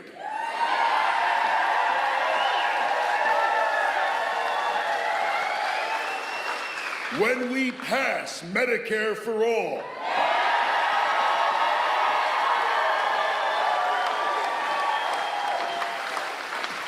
But when we defend our democracy, our country, once we've defended our freedom, let it be a different kind of freedom. Not merely a romantic freedom, but a freedom that is real, that is material. The freedom to start a family, to raise your kids under a roof that is your own, with the promise of security and the guarantee of time. Time to build, time to create, time to love. The freedom to live lives not of struggle and scraping by, but of dignity and fulfillment. Maine, the eyes of the nation are upon us. And while they are here, please go to grandforsenate.com and make a donation, or sign up to be a volunteer. There it is. All right.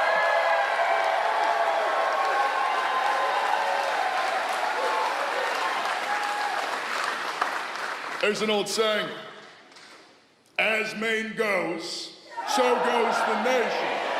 If you want to stop war with Iran and end the forever wars, if you want to give workers the raise they deserve, seniors the security they work for, you ain't getting it with Susan Collins. Wade, as Maine goes, so goes the nation. If you want to stop a Trump family slush fund, their ballroom, their deals with Saudi princes and tech oligarchs, if you want to stop the corruption, as Maine goes, so goes the nation. If we want to dismantle 𝗙ICE, win back the Senate, check Donald Trump's power, and take back ours, as Maine goes, so goes the nation. Together, we will defeat Susan Collins. Together, we will win back this Senate seat.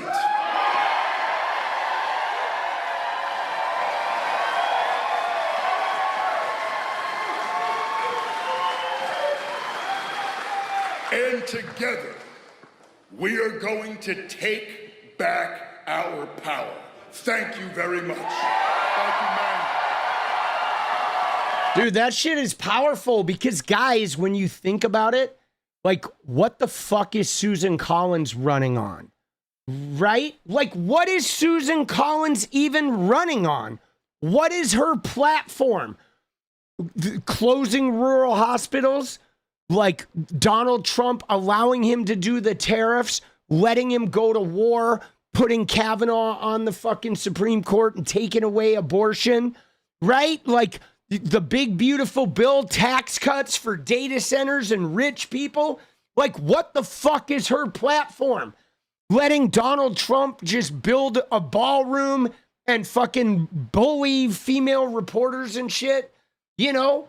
Like, dude, her platform is like Graham Platner said something mean 13 years ago when he came back from the war.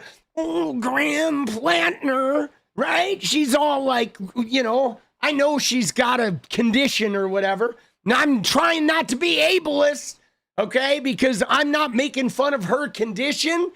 I am making fun of the fact that all she does is like sit there with her condition and do nothing, okay? She's not like, oh, I have a, right? I mean, she reminds me of fucking, you know, like RFK Jr. because she's just bullshit, right? Because she doesn't stand for anything, you know? She doesn't stand for anything. That's the thing. She stands for nothing but like, you know, cheap political moves, okay? She is cheap political moves. Like even what she did recently, right? Where what was the fucking Susan Collins? Hold on, let me find it. This is a perfect example, guys, of Susan Collins, okay? Of what she's all about, all right? And it was this thing, dude.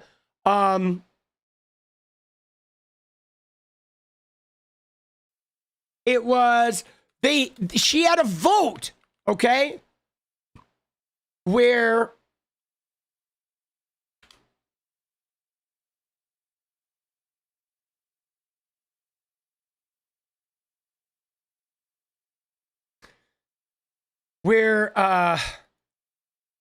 it was a recent vote where it was total politics.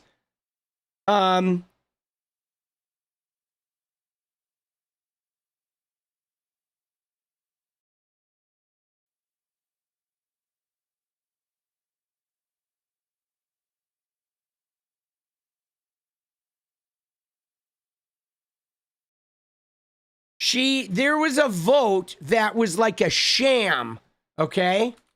It was, I'm trying to figure out what it was. It was this one. It was this one right here. It was, yes, Chris Hayes talked about it. Where what it was is in order for her to look like she was like doing a good thing, she set up a total sham vote right here. Okay? It was this one right here. Watch this. And I think voters are increasingly aware of the fact that Collins is really a party line Republican. She has been a rubber stamp for the Trump agenda during both terms. I also think Senate Republicans realize she's in trouble, right? I mean, this is a state that Platner's going to win. Lost 3 times.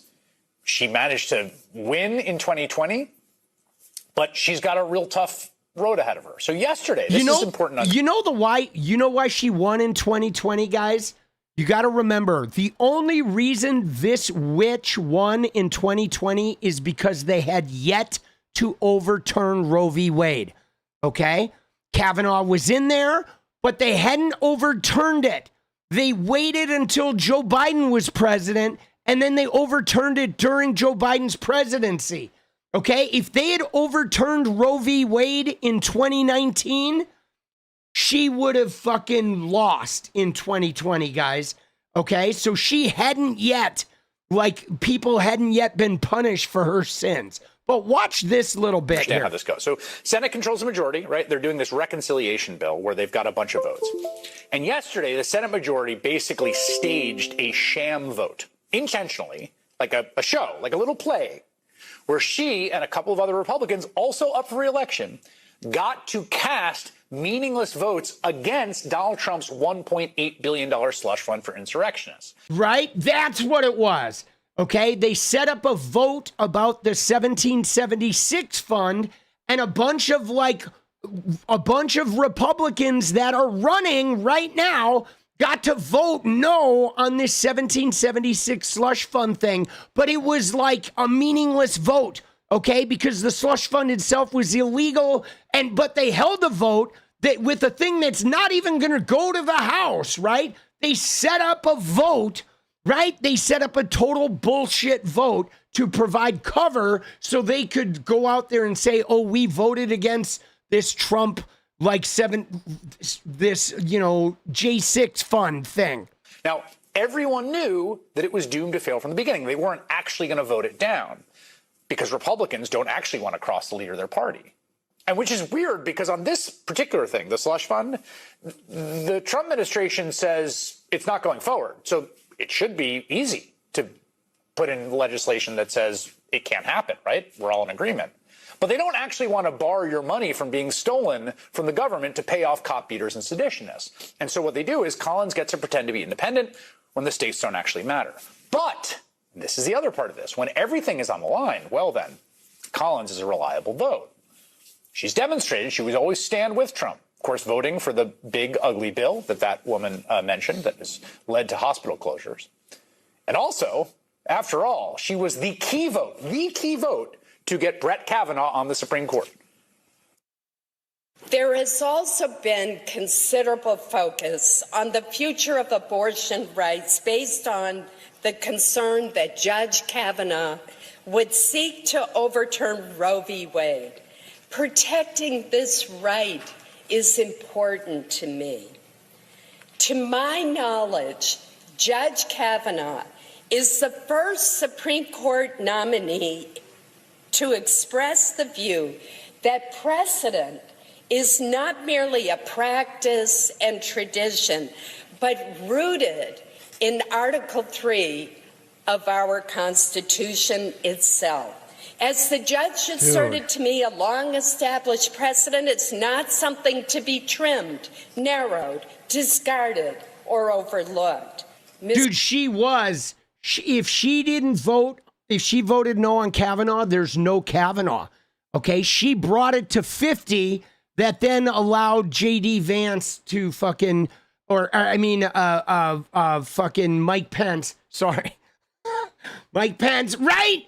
You know what I mean? Dude, and this was such bullshit because those justices, they said, oh, Roe v. Wade is settled law, and they immediately overturned it.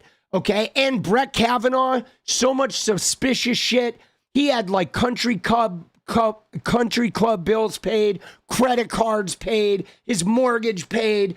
And he forget about, even if you don't believe the grape allegations from Blasey Ford, even if you don't believe that shit, there is no doubt that Brett Kavanaugh was an alcoholic, actively in his addiction, and like presented himself like a drunk, argumentative, like screaming during his confirmation hearing, like not showing the temperament of a Supreme Court justice at all. And in fact, being a fucking combative pig in his fucking hearing, no grace whatsoever from that guy, right? Just what a fucking degenerate. What a degenerate. Mr. President, I will vote to confirm Judge Kavanaugh. Man, is that wild to watch in the time capsule. See the staging there? Yeah. Yeah, you see that, dude? She's like, oh, yeah, he's not going to overturn it. What a pig. What a pig she is. Not a ton of women in the Republican Senate caucus, but framed up in that way. I think he's going to listen to precedent. Just volcanic levels of BS. Because, of course, everyone Volcanic. there, just like in the sham vote that they did yesterday, everyone there knew exactly what they were doing. They all knew. Yeah. Dude, we all knew. I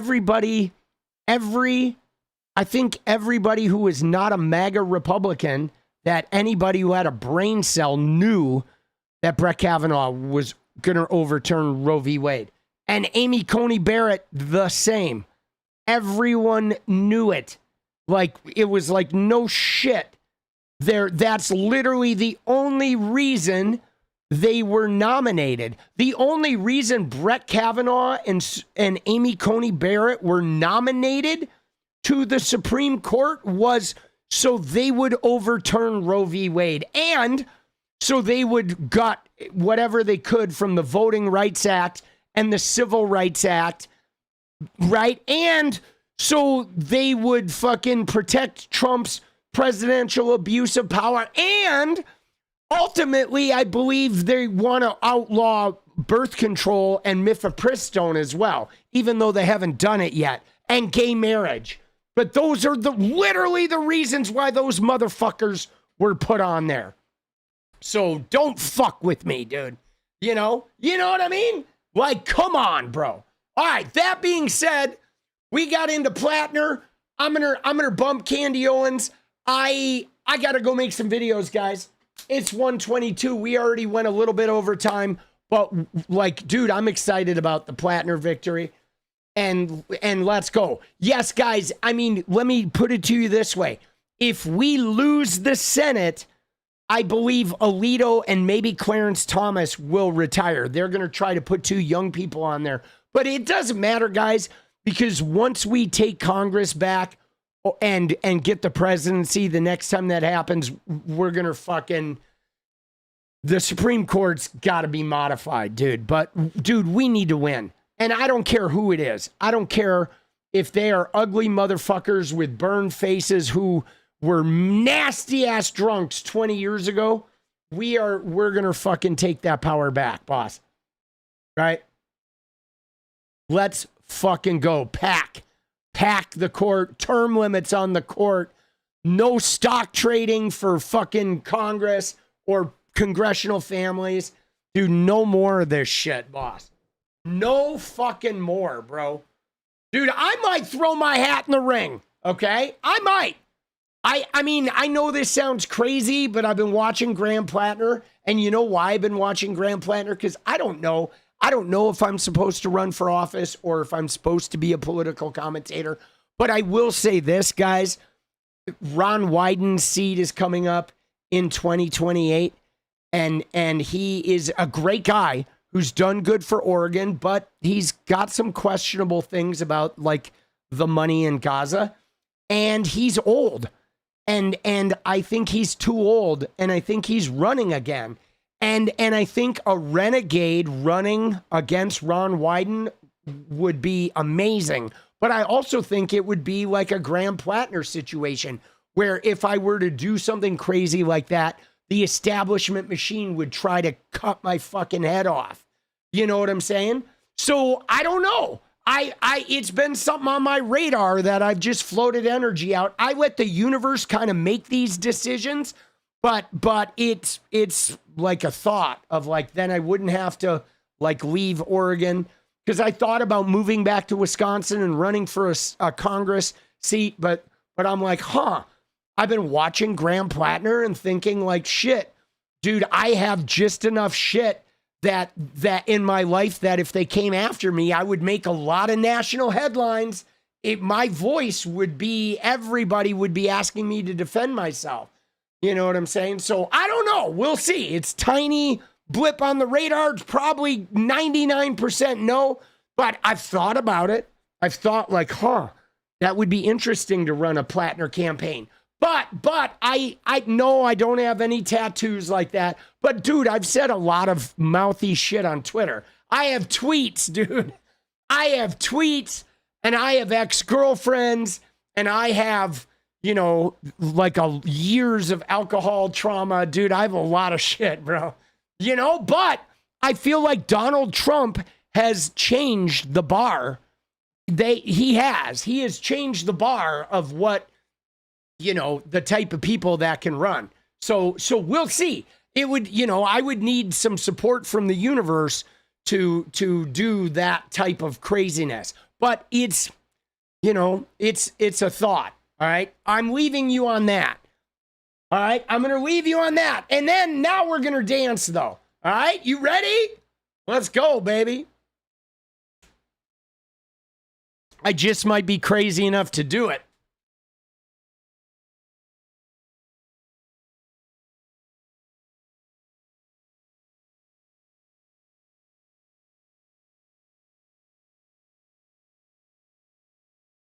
Let's go.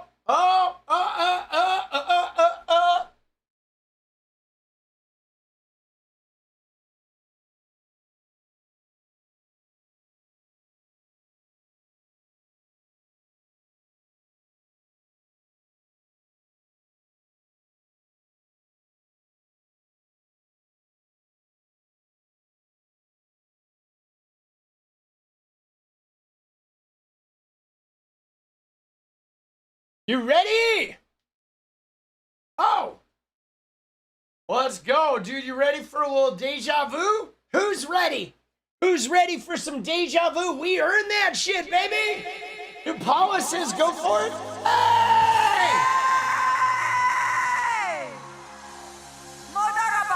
Sakatana, sakatana. Dude, let's go. Do a little Elon. Oh! Get shit on! All right, here we go, baby. Time for a little deja vu. Yeah, baby. I will see you guys tomorrow. Right now, a lot of shit going on. We are gonna dance. Oh!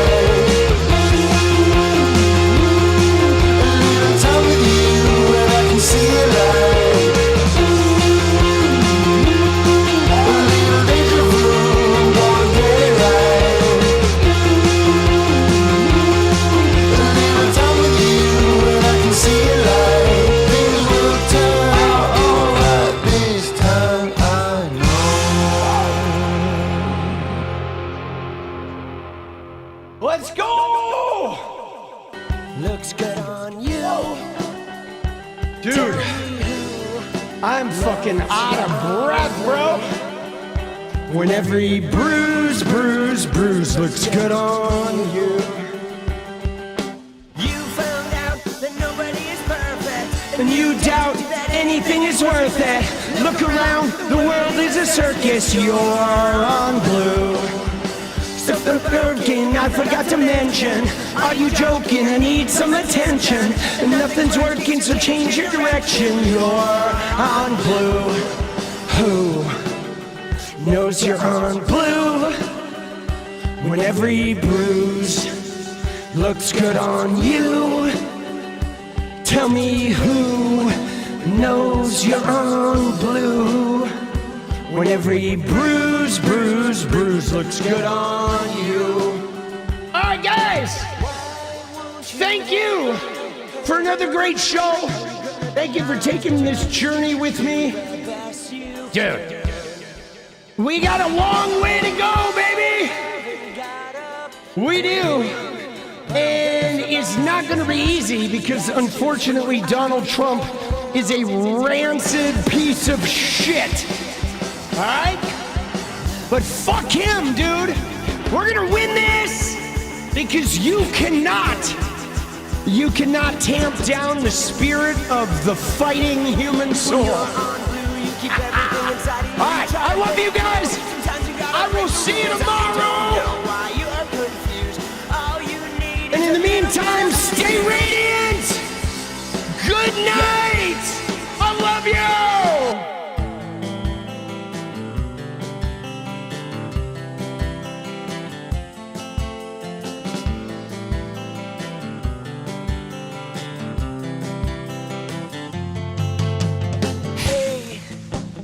I just want to change the world.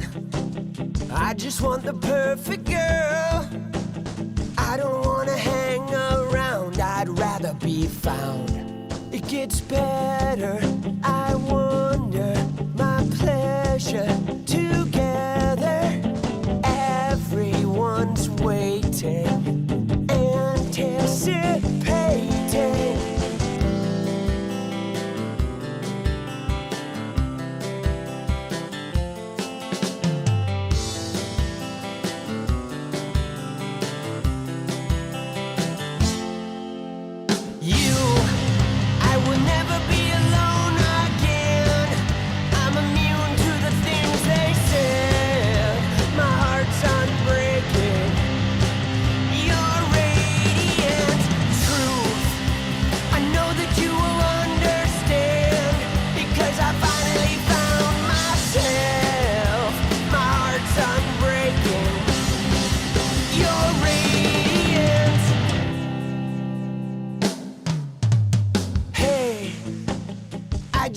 Change the world, but I'm not gonna wait my turn. I don't ever want to come down. I'd rather be found. It gets better. I wonder my pleasure together. Everyone's waiting, anticipating.